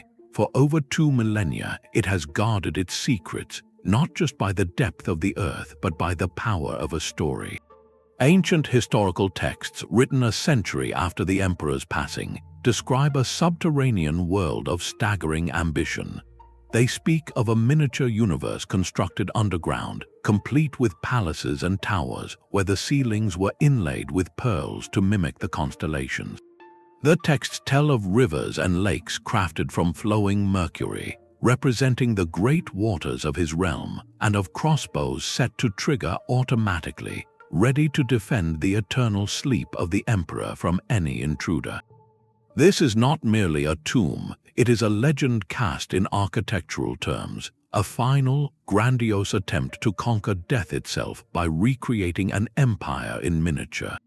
And for the longest time, that is all it was, a compelling tale from an ancient chronicle. Then, science began to listen. Modern remote sensing surveys of the massive mound have revealed an astonishing fact. The soil in the area shows anomalously high concentrations of mercury. This single, quiet piece of data transforms the ancient story from myth into a plausible, terrifying reality. The mercury rivers might indeed be there, their toxic presence having seeped into the earth over centuries, a ghostly chemical signature of the emperor's final design. This discovery crystallizes the modern dilemma and the heart of this 19th mystery. The tomb represents perhaps the greatest unopened archaeological treasure chest in the world. Within its sealed chambers could lie the complete material culture of the Qin court, an unimaginable array of artifacts, artworks, documents, and everyday objects perfectly preserved, offering an unfiltered window into the dawn of imperial China. The potential for knowledge is boundless, yet the tomb remains deliberately unexcavated. This is due in part to a deeply respectful cultural policy that prioritizes preservation over disturbance, recognizing that some sites are too significant to risk. But it is also a matter of sober practicality and profound caution. The historical warnings of booby traps, while perhaps exaggerated, speak to a real possibility of structural dangers. More pressingly, the confirmed mercury contamination presents a severe toxic hazard, a deadly barrier protecting the emperor's resting place as effectively today as any mechanical trap. To enter now with our current methods could mean irrevocable damage, the destruction of delicate silks and lacquers by sudden changes in humidity and temperature, or worse, exposing workers and the surrounding environment to a poisonous legacy.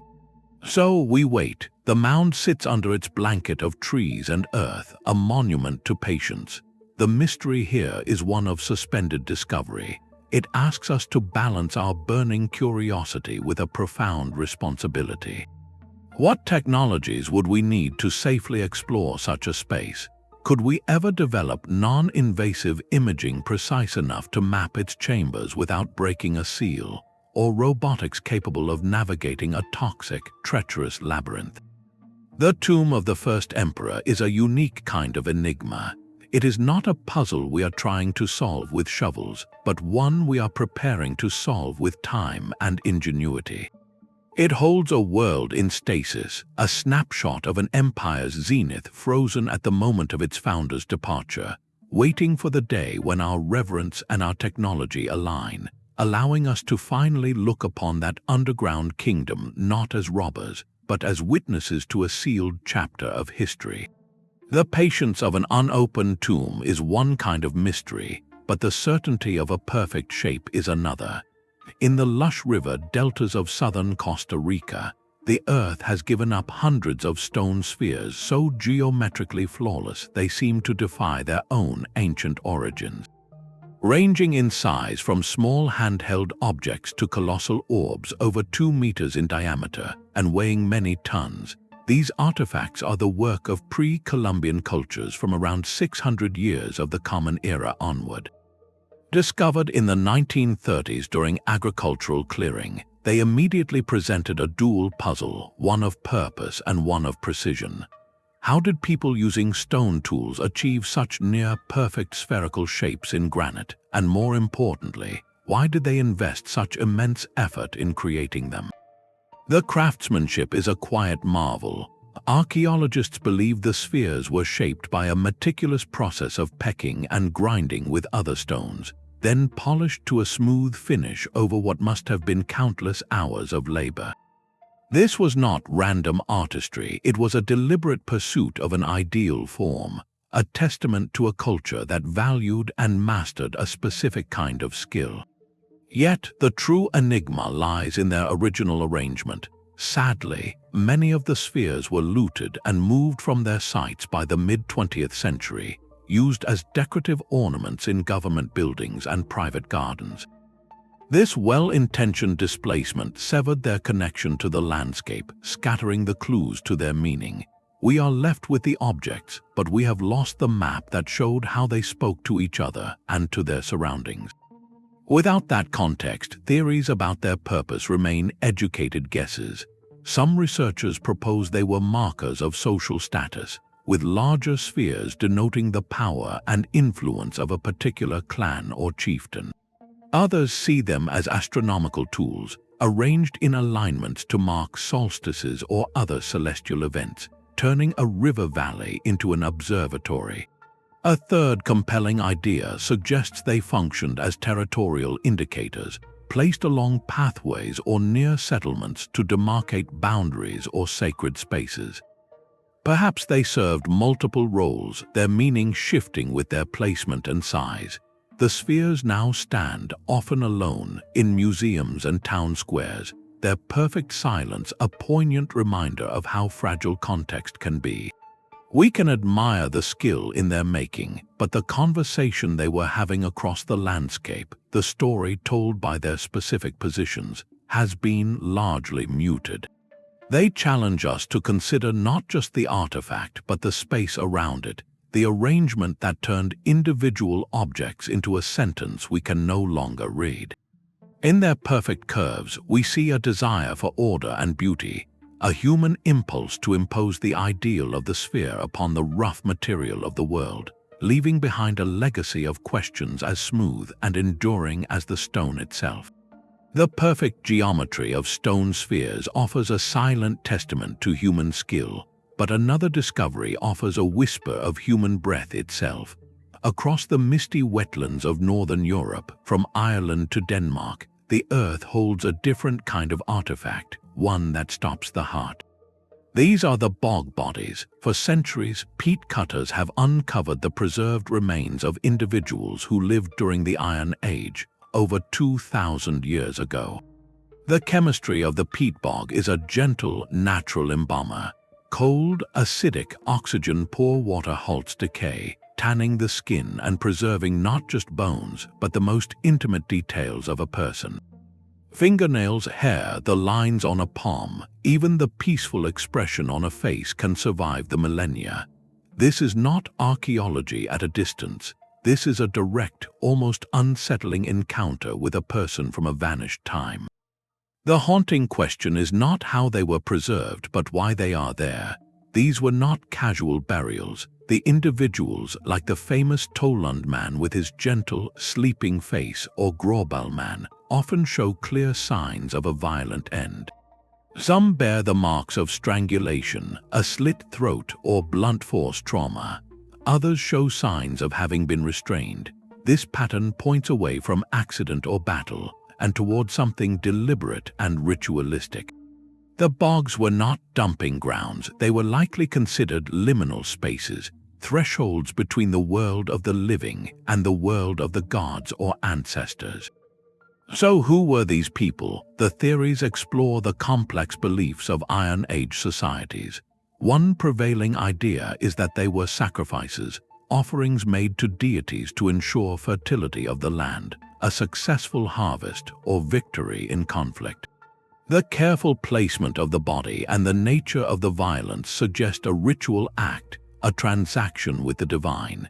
Some researchers note that certain individuals had physical characteristics or last meals that might have marked them as special, perhaps chosen for this role. Another possibility is that they were individuals who had transgressed social laws, executed and placed in the bog as both punishment and a form of purification, removing a taboo presence from the community. A few may have been victims of conflict, dispatched in a manner that carried ritual significance. What the bog bodies offer is a profound, if silent, testimony. They are not monuments of kings, but individuals whose final moments were woven into the spiritual fabric of their world. Their preserved features ask us to look beyond the artifact and see the person, to consider the beliefs so powerful they guided such acts. They provide a unique window into a mindset where the boundary between life, death, and the divine was permeable, and where the quiet, watery landscape of the bog was a sacred conduit for the most solemn of communications. The human features preserved in the bog offer a tangible link to our ancestors, but some stories from the past reach for connections far beyond our world. In the high, remote mountains bordering Tibet, a tale emerged that seemed to pluck an ancient mystery from the pages of science fiction. The story of the Dropa Stones begins with a reported discovery in 1938, when a Chinese archaeological expedition is said to have entered a system of caves in the Bayan Karaula range. Deep within, they reportedly found not ordinary artifacts, but something profoundly strange: hundreds of stone discs, each about a foot across, with a hole in the center and a fine, double-spiral groove running from the rim to the center. Upon closer inspection, the narrative claims these grooves were not decorative, but actually a microscopic, unknown form of hieroglyphic writing. the translated story they supposedly told was even more astonishing. It described a spacecraft from a distant star that crashed in the mountains long ago. The survivors, beings called the Dropa, could not repair their vessel and were stranded on Earth, eventually integrating with the local human tribes in the area.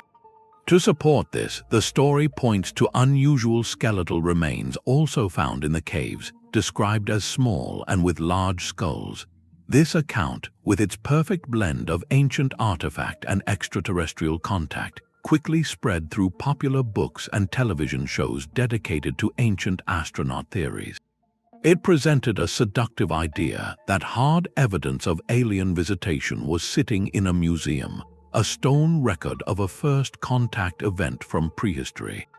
The emotional pull is powerful, offering a cosmic answer to the question of human origins and suggesting our history is part of a much larger interstellar story.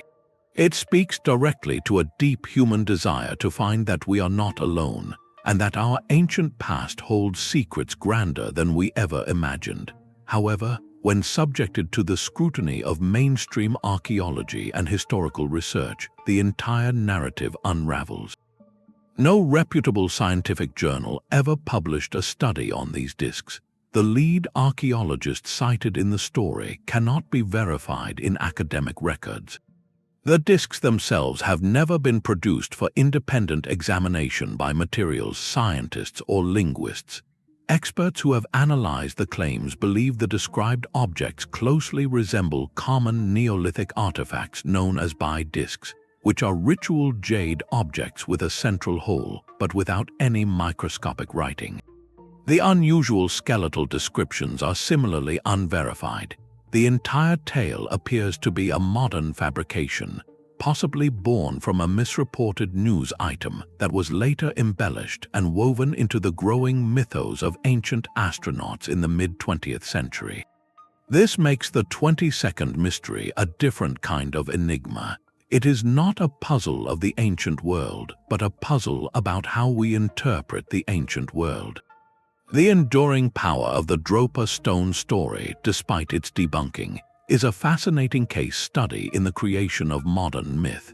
It shows how a vacuum of information, or a genuinely mysterious but ordinary artifact, can be filled with narratives that reflect our contemporary hopes, fears, and fascinations. The stones, whether they ever existed as described, became a canvas onto which people projected a desire for a more wondrous, interconnected cosmic history. They remind us that the line between archaeology and legend is sometimes drawn not by the ancients, but by us, revealing just as much about our own longing for mystery as it does about the past we seek to understand. The stillness of the Taklamakan Desert holds a secret about movement. In the parched sands of western China, the dry air and salty soil performed a perfect act of preservation, creating the Tarim Mummies. Dating from as early as 1800 years before the Common Era to 200 years after, these individuals rest in a state so intact you can see the intricate weave of their clothing and the delicate lines of their tattoos. It is not their preservation that rewrites history, however, but their faces. Many possess strikingly Caucasian features with high cheekbones, long noses, and light hair, some even dressed in brilliantly colored woven textiles of plaid that look unmistakably like Celtic tartans. This single visual fact shatters long-held assumptions. Here, in the heart of Asia, thousands of years ago, were people who looked like they belonged in the forests of Europe. Who were they, and what journey brought them to one of the most inhospitable deserts on Earth? The evidence points to a profound and previously unknown chapter of the Bronze Age, a time of epic migrations.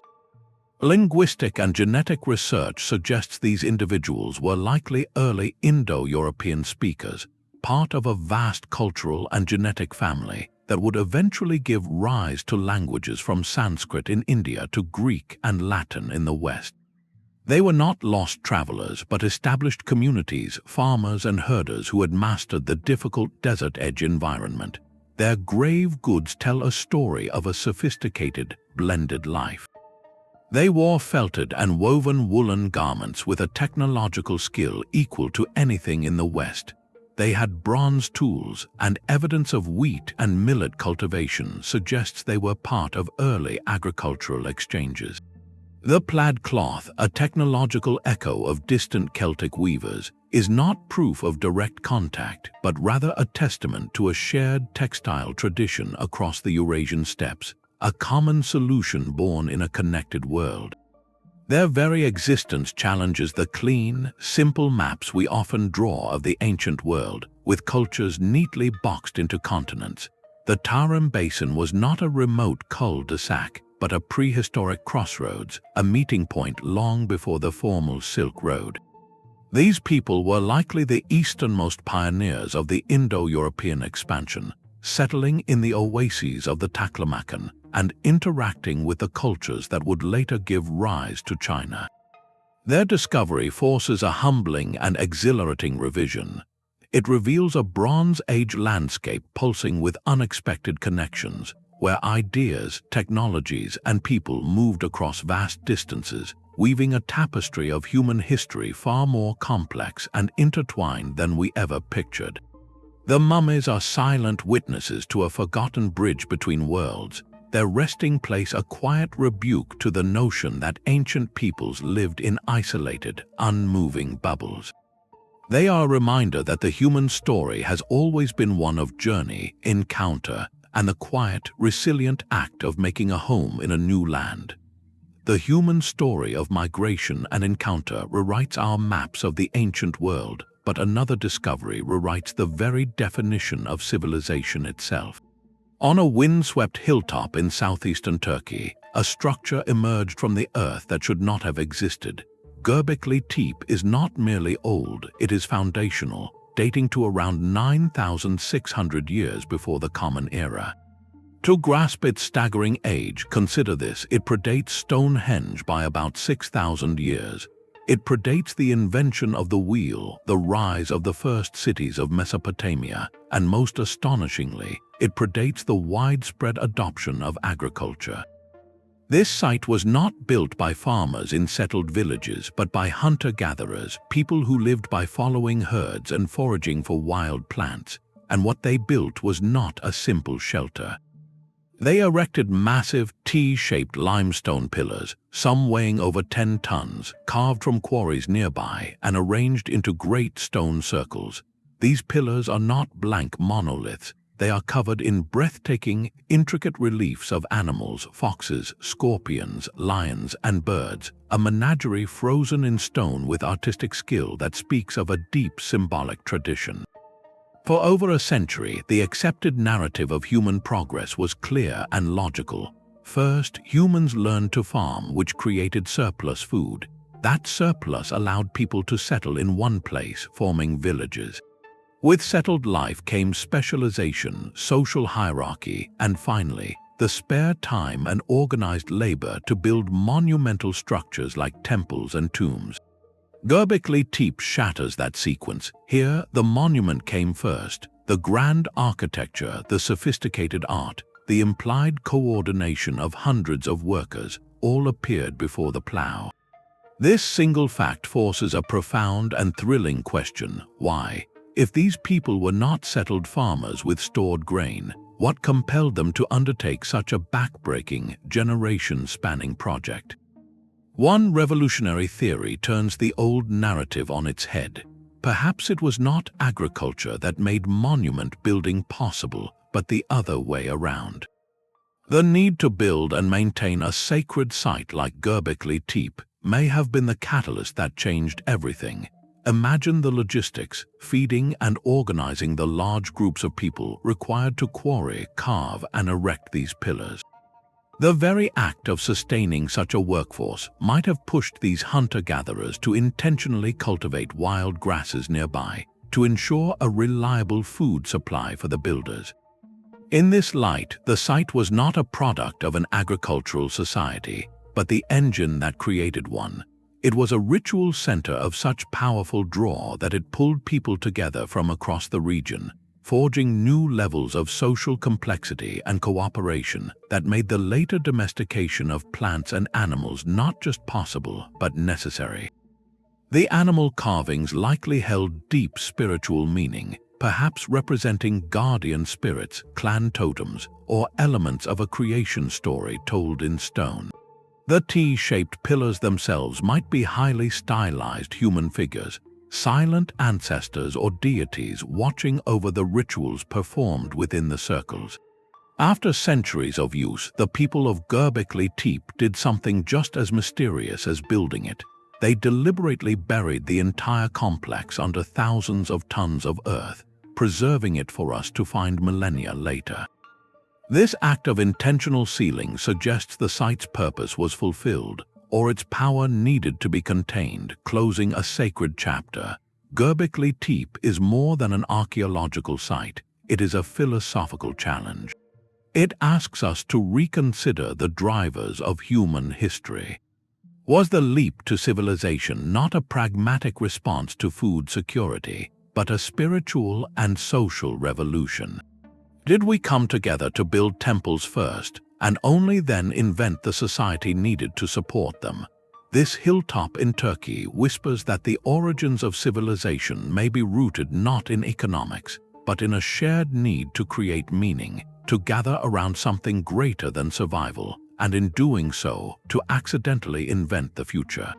The silent stones of Göbekli Tepe ask us to reconsider the birth of civilization, but a later culture left behind a silence of a different kind.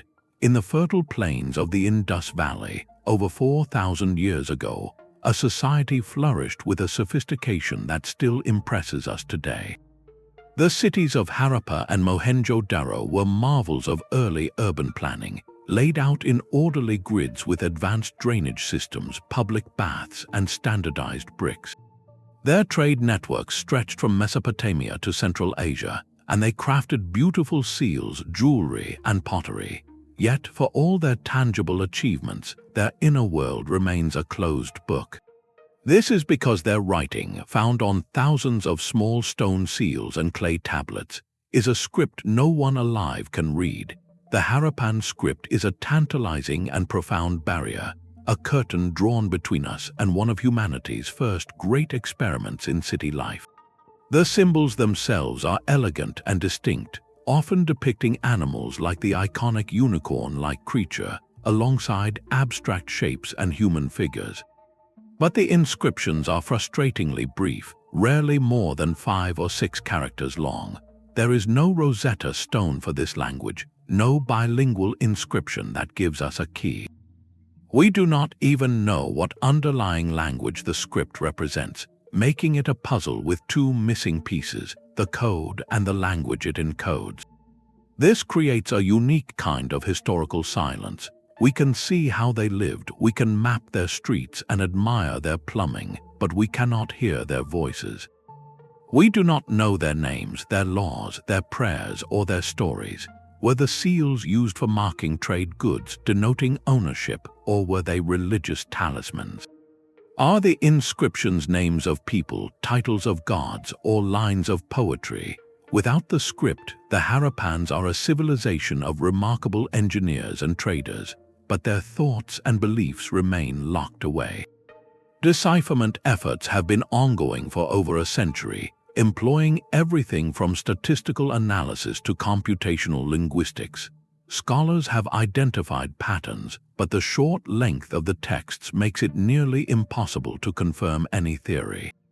Some suggest the script may not represent a full spoken language at all, but a system of proto-writing or symbols conveying specific concepts rather than phonetic speech.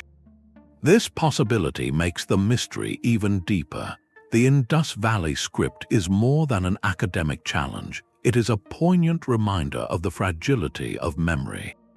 Here was a culture that built cities to last millennia, yet the medium they chose for their most important communications, their written word, has become an enigma. It stands as one of archaeology's greatest and most humbling puzzles, a direct message from a founding civilization that we can see but cannot understand. compelling us to wonder what profound ideas about community, divinity, and the human experience are waiting just beyond our grasp in those elegant, silent marks. The silent script of the Indus Valley remains a locked door, but in the heart of a modern desert, stones wrote their own fleeting messages in the mud. On the perfectly flat, sun-cracked surface of the Racetrack Playa in Death Valley, California, stones ranging from pebbles to boulders weighing hundreds of pounds performed a slow, silent ballet. They left behind them long, meandering trails etched into the dry lake bed, tracks that curved, crossed, and sometimes even doubled back on themselves, as if the rocks had decided to go for a stroll in the dead of night. For over a century, this was a perfect, observable mystery. The evidence of movement was clear, pressed into the earth, yet no one had ever seen a stone budge an inch. Theories abounded, from powerful magnetic fields and mischievous dust devils to the playful hands of visitors, though the sheer weight of the largest stones made human intervention unlikely. The real answer, when it finally came, was a masterpiece of patient observation and subtle natural choreography. In late 2013 and early 2014, a team of researchers equipped with time-lapse cameras and weather instruments finally captured the event.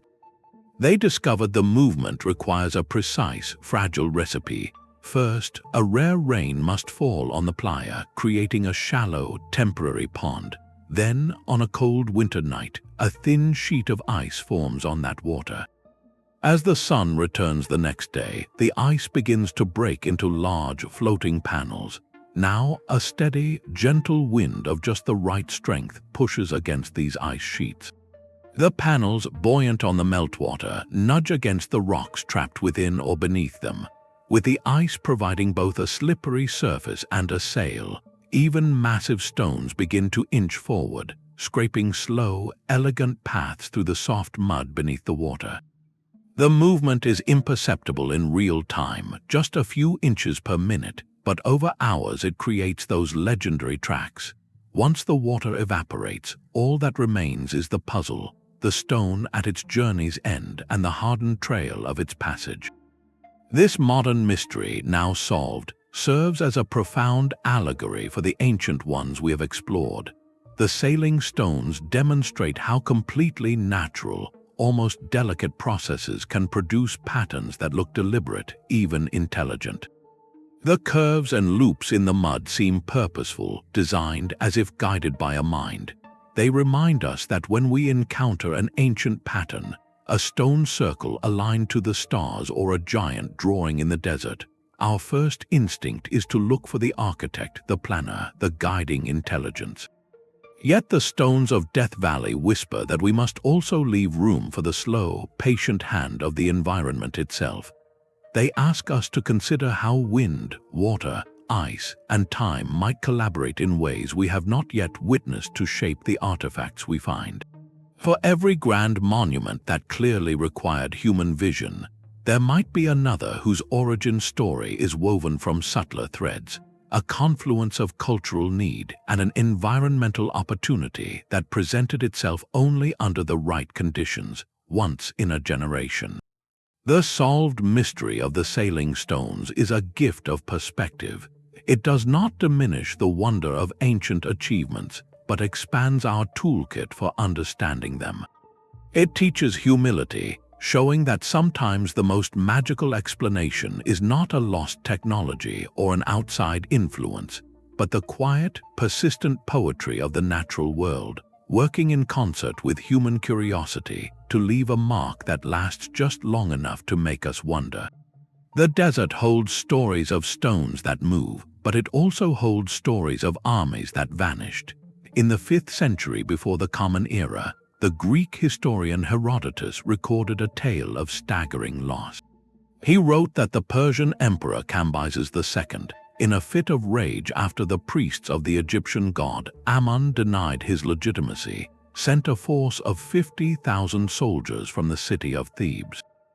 Their mission was to march across the desert and destroy the famed oracle at the Siwa oasis, a site of immense spiritual authority, According to the account, the army set out on its long journey, but it never arrived at Siwa.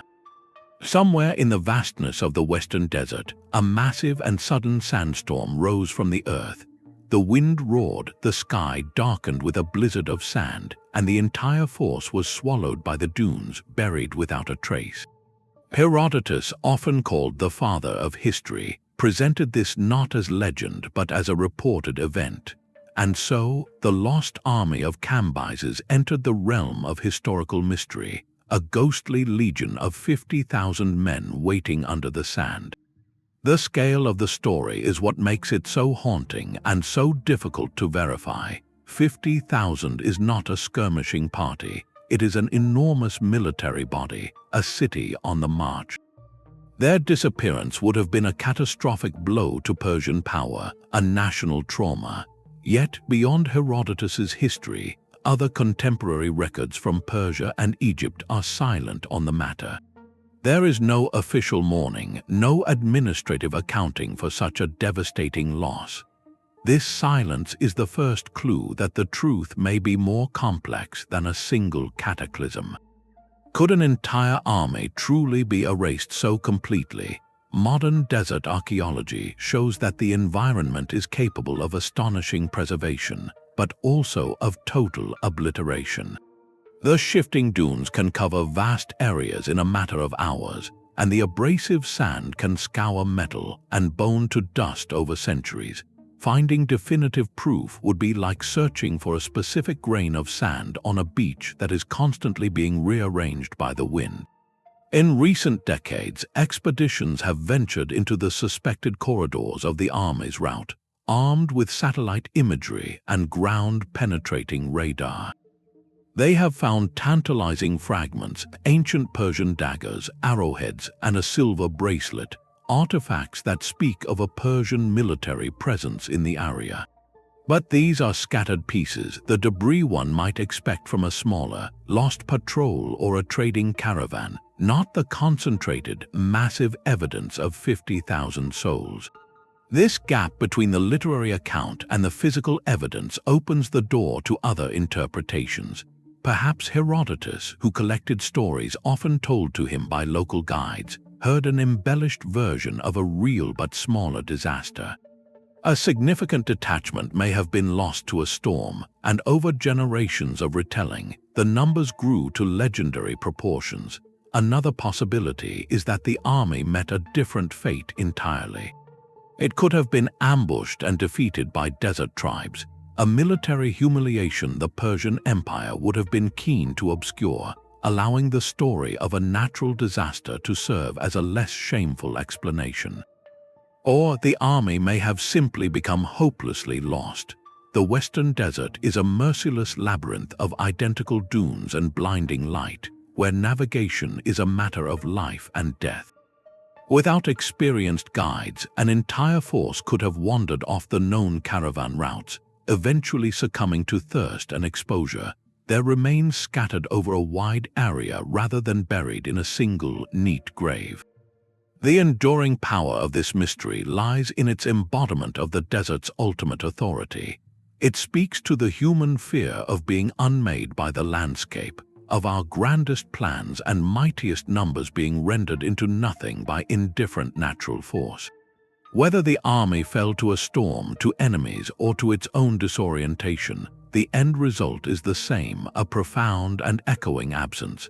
The desert does not give up its secrets easily. It offers whispers, a dagger here, a story there, but withholds the final, overwhelming proof. The Lost Army remains a powerful parable about the limits of imperial ambition against the ancient, patient power of the earth, a reminder that history is written not only by the victors, but sometimes by the silent, shifting sand. A ceramic bowl resting in a Bolivian museum holds an inscription that could redraw the map of the ancient world. Known as the Fuente Magna, it was reportedly found by a farmer near the shores of Lake Titicaca in the 1950s. At first glance, it appears to be a large, somewhat crudely made vessel of local design, but look closer at its interior surface, and you will see a series of intricate markings that have ignited a firestorm of controversy. Some researchers, upon examining these symbols, made a staggering claim. They identified the script not as any known Andean writing system, but as a very early form of Proto-Sumerian cuneiform, the wedge-shaped writing of ancient Mesopotamia over 10,000 miles away. If this interpretation were correct, it would mean that around 5,000 years ago, someone from the land between the Tigris and Euphrates rivers, the cradle of Western civilization, somehow made a journey across the Atlantic or Pacific, reached the high Andes, and left their calling card on a piece of local pottery. The implications are seismic, suggesting a web of global connections in the deep past that our textbooks simply do not account for. The bowl itself shows a fascinating duality. Alongside the disputed linear inscriptions are clear, local artistic motifs, including stylized depictions of animals like the llama or the Andean fox. This fusion makes the artifact even more perplexing, as if two worlds had met and collaborated on a single object. Proponents of its authenticity argue that the symbols are too orderly and complex to be mere accidental scratches or natural weathering. They point to specific glyphs that bear a strong resemblance to early Sumerian signs for concepts like star, deity, or water. For them, the Fuente Magna is a smoking gun, physical proof that ancient civilizations were not isolated cradles but points on a connected, though forgotten, network. The emotional pull of this idea is powerful, offering a vision of a more cosmopolitan ancient world, where ideas and people moved across oceans long before Columbus or the Vikings. It challenges a sometimes rigid academic perspective that has been hesitant to accept evidence of pre-Columbian transoceanic contact, favoring narratives of independent development. Yet, the mainstream scholarly response has been one of deep and widespread skepticism. Critics highlight profound issues with the artifact's provenance. The story of its discovery is vague and unverified by standard archaeological excavation. The bowl appeared outside of any controlled dig, making it impossible to date the context in which it was found. Without that crucial layer of soil and associated objects, it exists in a historical vacuum. Many experts suggest the markings could be random incisions, perhaps made during the pot's manufacture or use, that only coincidentally resemble writing to an eager eye. The most damning accusation is that of a modern forgery, created to either stir controversy or to inflate the value of an otherwise ordinary piece. The debate over the Fuente Magna bowl, therefore, transcends a single artifact. It becomes a case study in how we evaluate extraordinary claims. What burden of proof should such a revolutionary object bear? How do we balance open-mindedness with rigorous methodological skepticism? The bowl forces us to confront the human elements of archaeology, the desire for discovery, the pride of paradigms, and the ever-present risk of seeing patterns we wish to see. Whether it is a world-altering relic or an elaborate misunderstanding, its true power lies in the questions it forces to the surface. It asks us how sure we really are about the walls we have built between ancient worlds and what we might be missing in the spaces between. Beneath the clear, blue waters off Japan's southernmost island, the seafloor holds a structure that blurs the line between a natural wonder and a sunken city. The Yonaguni Monument emerges from the depths, a massive sandstone formation rising like a stepped pyramid from the ocean bed. Its features are stark and geometric, a series of near-perfect flat terraces, sharp-edged walls that meet at precise right angles, and what look unmistakably like wide, carved steps and isolated pillars. Discovered by a local diver in the 1980s, this underwater labyrinth immediately presented a riddle that has divided experts ever since. Is this the handiwork of ancient human architects, or simply the breathtaking sculpture of natural forces?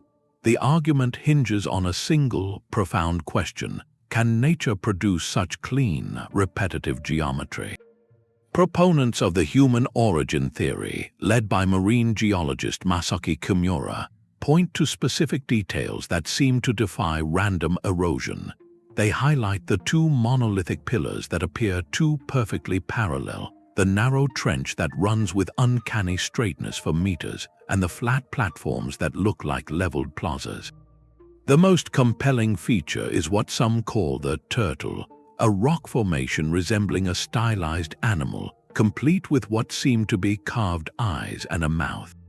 If these features are artificial, the timeline becomes staggering.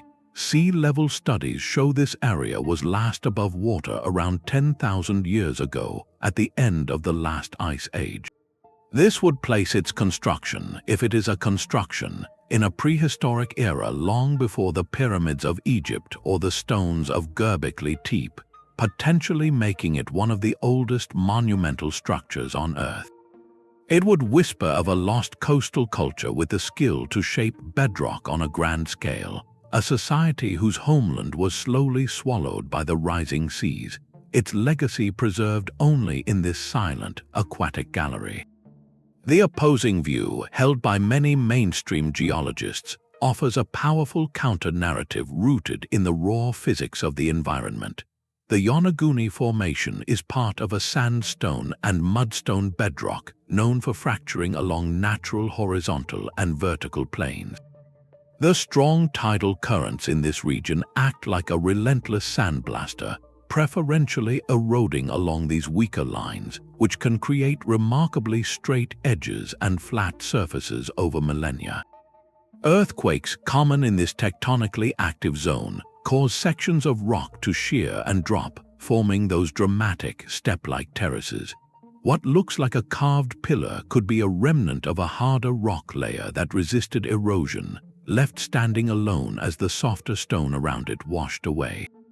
The turtle and other seemingly figurative shapes could be classic examples of pareidolia, our brain's instinct to see familiar patterns, especially faces and animals, in random natural forms. This geological explanation paints the monument as a magnificent accident, a testament to the patient, sculpting power of water and tectonic shift. The true mystery of Yonaguni, then, is not necessarily which side is correct, but what it teaches us about perception and the stories we tell about the past. It stands as a perfect Rorschach test on the ocean floor. When we look at its sharp angles, do we see the signature of human intention, a desperate marker left by a drowned world? Or do we see the elegant, impersonal grammar of geology, proving that nature itself is the ultimate artisan, capable of producing architecture that rivals our own? Perhaps the most fascinating possibility lies in a middle ground. Could it be a natural formation that was later recognized and modified by ancient people, a striking landscape that was enhanced with a few key cuts and platforms, turning a wonder of nature into a sacred site? Without definitive tool marks or associated artifacts like pottery or tools found in situ, the debate remains beautifully unresolved. The monument rests in its silent, blue museum, allowing the currents to continue their slow work and leaving us to wonder if we are gazing upon the ruins of a forgotten civilization, or simply standing in awe of the Earth's own forgotten talent for creating perfect, accidental form. From the submerged terraces of Yonaguni, our gaze lifts back to the heavens, to a pattern written not in stone, but in the spaces between them. The final mystery is not a single object, but a constellation of them, a silent conversation across continents. Scattered around the globe, the great monuments of antiquity seem to whisper to each other through their alignments. The pyramids of Giza are oriented with near-perfect precision to the cardinal directions. The Avenue of the Dead at Teotihuacan in Mexico points directly to the setting sun on a specific day. Stonehenge captures the solstice sunrise, while the great temple of Angkor Wat in Cambodia aligns with the equinox. This is not coincidence but a clear, repeated theme. Our ancestors were master astronomers, using the reliable clockwork of the sky to anchor their sacred architecture to the cosmos. The deeper, more contentious question begins when we connect these dots on a map. Some researchers and theorists have proposed that these sites are not just individually aligned, but collectively positioned on a vast, planet-spanning grid, following lines of ancient energy or geometric principles like sacred geometry.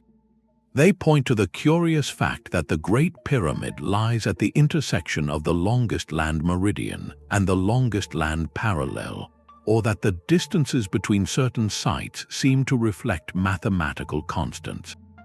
This idea suggests a lost, unified science, a body of knowledge possessed by a primordial civilization or shared between cultures we believe were separated by impassable oceans. It is a compelling vision, one that offers a neat, elegant answer to the puzzling similarities we see in distant lands. It speaks to a human desire for a connected, wiser past, where a single thread of genius wove through all early human achievement. Yet, the mainstream view from archaeology and history offers a different, equally profound explanation, one of independent genius arising from shared human conditions. This perspective, often called comparative anthropology, argues that similar challenges and observations can lead to similar solutions, even in complete isolation. Consider the problem faced by every early civilization: how to mark time for planting and harvest, how to create a stable, permanent calendar. The most reliable markers available were the sun, the moon, and the stars. The sun's path across the sky shifts predictably throughout the year, reaching its northernmost and southernmost points at the solstices and crossing the celestial equator at the equinoxes. These are not subtle events, they are the most dramatic, observable celestial milestones. For a culture investing immense labor into a permanent structure, aligning it with these powerful, life-giving solar events was a way to embed cosmic order into their very foundation, to make their temple or tomb a functional part of the universe's machinery. The pyramid shape itself is a fascinating case. It appears in Egypt, in Mesoamerica, and in other forms like the ziggurats of Mesopotamia. While they look similar, their construction methods, internal purposes, and cultural meanings were vastly different. The pyramid is fundamentally the most stable way to pile heavy material very high. It is an engineering solution that multiple cultures could arrive at independently when their goal was to build a towering, permanent structure. So, are we seeing a lost global civilization, or the brilliant, separate flowering of the human mind under similar stars? The answer likely lies in the nuanced space between. Certain alignments are undeniably intentional and local, born from meticulous observation of the sky specific to that region's needs and deities. The broader geometric connections between sites, however, often rely on selective measurement starting points and can be influenced by the human tendency to find patterns, a phenomenon known as apophenia. We are pattern-seeking creatures, and on a sphere covered in ancient sites, some will inevitably align in ways that seem meaningful to us. The true power of this 30th mystery is not in proving a conspiracy, but in the profound question it forces us to confront about human nature. It asks whether innovation is a spark that jumps from culture to culture, or a flame that can ignite independently in multiple hearths, given similar fuel. Perhaps the most beautiful interpretation is that these alignments represent a universal human response to the cosmos. Gazing up at the same sun, moon, and planets, different peoples in different times felt the same awe, the same need to build bridges between their earthly home and the celestial realm. They expressed that need through the most logical, stable forms their engineering could achieve, creating a legacy of stone that, from our modern vantage point, appears to be a coordinated symphony. In the end, the silent alignment of ancient monuments may be the greatest testament of all, not to a single lost teacher, but to the shared, innate genius of humanity itself, forever reaching for the stars and leaving a mark on the earth that mirrors their eternal path. 30 silent enigmas stand before us, a chorus of questions carved in stone and written in lost languages. But if we listen closely to their collective silence, we begin to hear not just separate riddles, but shared themes, a common music that hums beneath the surface of all these mysteries. They speak to something fundamental about the human journey and our relationship with time. The first, and perhaps most powerful, theme is the universal drive to monumentalize belief. From the solstice-aligned stones of Carnac to the ancestor Moai of Easter Island, these were not random acts of engineering. They were acts of profound meaning. Societies poured generations of labor into stone to make their deepest convictions permanent, to etch their understanding of the cosmos, their reverence for ancestors, or their pleas to the gods directly into the landscape itself. The mystery for us is often not the how, but the specific why, the particular spiritual language they were speaking that we have forgotten how to hear. This leads directly to the second theme, the heartbreaking vulnerability of knowledge. The Voynich Manuscript is a perfect library of unreadable words. The Indus Valley script is a legal code or a love poem we cannot decipher. The precise technique for moving the stones of Sacsayhuamán died with the masons who perfected it. Knowledge is not a solid pyramid, but a delicate flame, passed from hand to hand and generation to generation. It can be extinguished by a war, a natural disaster, the slow fading of an oral tradition, or simply the passing of the last person who understood a craft. These mysteries are the gaps in the transmission, the moments where the flame flickered and went out, leaving behind only the cold, impressive hearth where it once burned. Our own minds create a third, fascinating theme, the powerful human tendency to seek patterns, sometimes where none may exist. The Piri Reis Map and the Fuente Magna Bowl ignite theories of global connections because our brains are wired to connect dots. The geometric perfection of the Great Pyramid invites us to see encoded mathematics. This instinct is not a flaw, it is the engine of curiosity, the very thing that drives us to investigate. But it also requires a discipline, a willingness to ask whether the pattern is in the artifact or in our own desire for a neat, interconnected story. The sailing stones of Death Valley teach us this lesson beautifully, reminding us that nature itself can craft designs of stunning, deceptive intentionality. So where do these enigmas truly come from? Some arise from simple gaps, the random cruelty of time that erodes a city or swallows a scroll. Others are born from a loss of context, like the Costa Rican stone spheres, removed from the arrangement that gave them meaning. But the most haunting ones are those that display a sophistication that feels out of time. The Antikythera Mechanism with its precise gears, the perfect cardinal alignment of the pyramids. These challenge our linear narrative of progress, suggesting that human capability can reach dazzling heights, only to recede and be forgotten, leaving behind a single, baffling data point that refuses to fit on our timeline. Ultimately, this collection of unknowns does not accuse us of ignorance. It educates us in humility. It shows that history is not a completed jigsaw puzzle with a picture on the box. It is an ongoing, living conversation with the past. Each discovery, each translated glyph, each radar scan of a burial mound is not a final period, but a comma. It opens up new avenues of inquiry, deeper layers of wonder. The true lesson of these 30 mysteries is that the past is not a passive thing we have fully catalogued. It is an active, whispering partner in a dialogue that will never truly end, where every answer we think we have is merely the beginning of a better, more fascinating question. From Atlantis to Yonaguni, these 30 mysteries are far more than historical footnotes. They are open doors, invitations to reimagine the entire story of who we are and where we came from. For too long, we have viewed the past as a settled record, a series of facts in a textbook waiting to be memorized, but these enigmas tell a different tale. They remind us that history is not just written by the victors and the survivors with their grand monuments and official chronicles. it is also whispered by the lost, the buried, and the undeciphered. It is carried in the silent script of the Indus Valley, in the empty streets of a Mayan city, in the single word carved on a Roanoke post. These whispers are often the most important part of the conversation because they represent the questions we have not yet learned how to answer.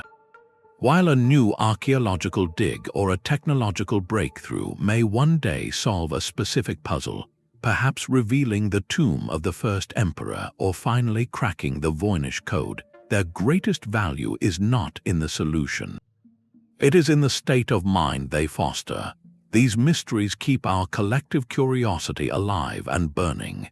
They are a permanent antidote to intellectual complacency, challenging us to look beyond the neat, linear narratives and consider the incredible diversity and sheer ingenuity of ancient human experience. They show us societies that measured time with gears of bronze, that moved mountains to honor their ancestors, that drew messages for the sky itself. Each one expands our understanding of what is possible. So let these haunting questions be a starting point, not an end. Let them inspire you to look a little closer at the world map, to wonder about the origins of a local landmark, or to read the stories of cultures beyond the familiar classics. Share your own favorite mysteries and theories, because this is a conversation that belongs to all of us. Our shared human journey is still shrouded in profound and beautiful mystery, and every new perspective brings us a little closer to hearing those ancient whispers. If you found this journey through time compelling, subscribe for more deep dives into history's greatest enigmas. The past has many more doors left to open.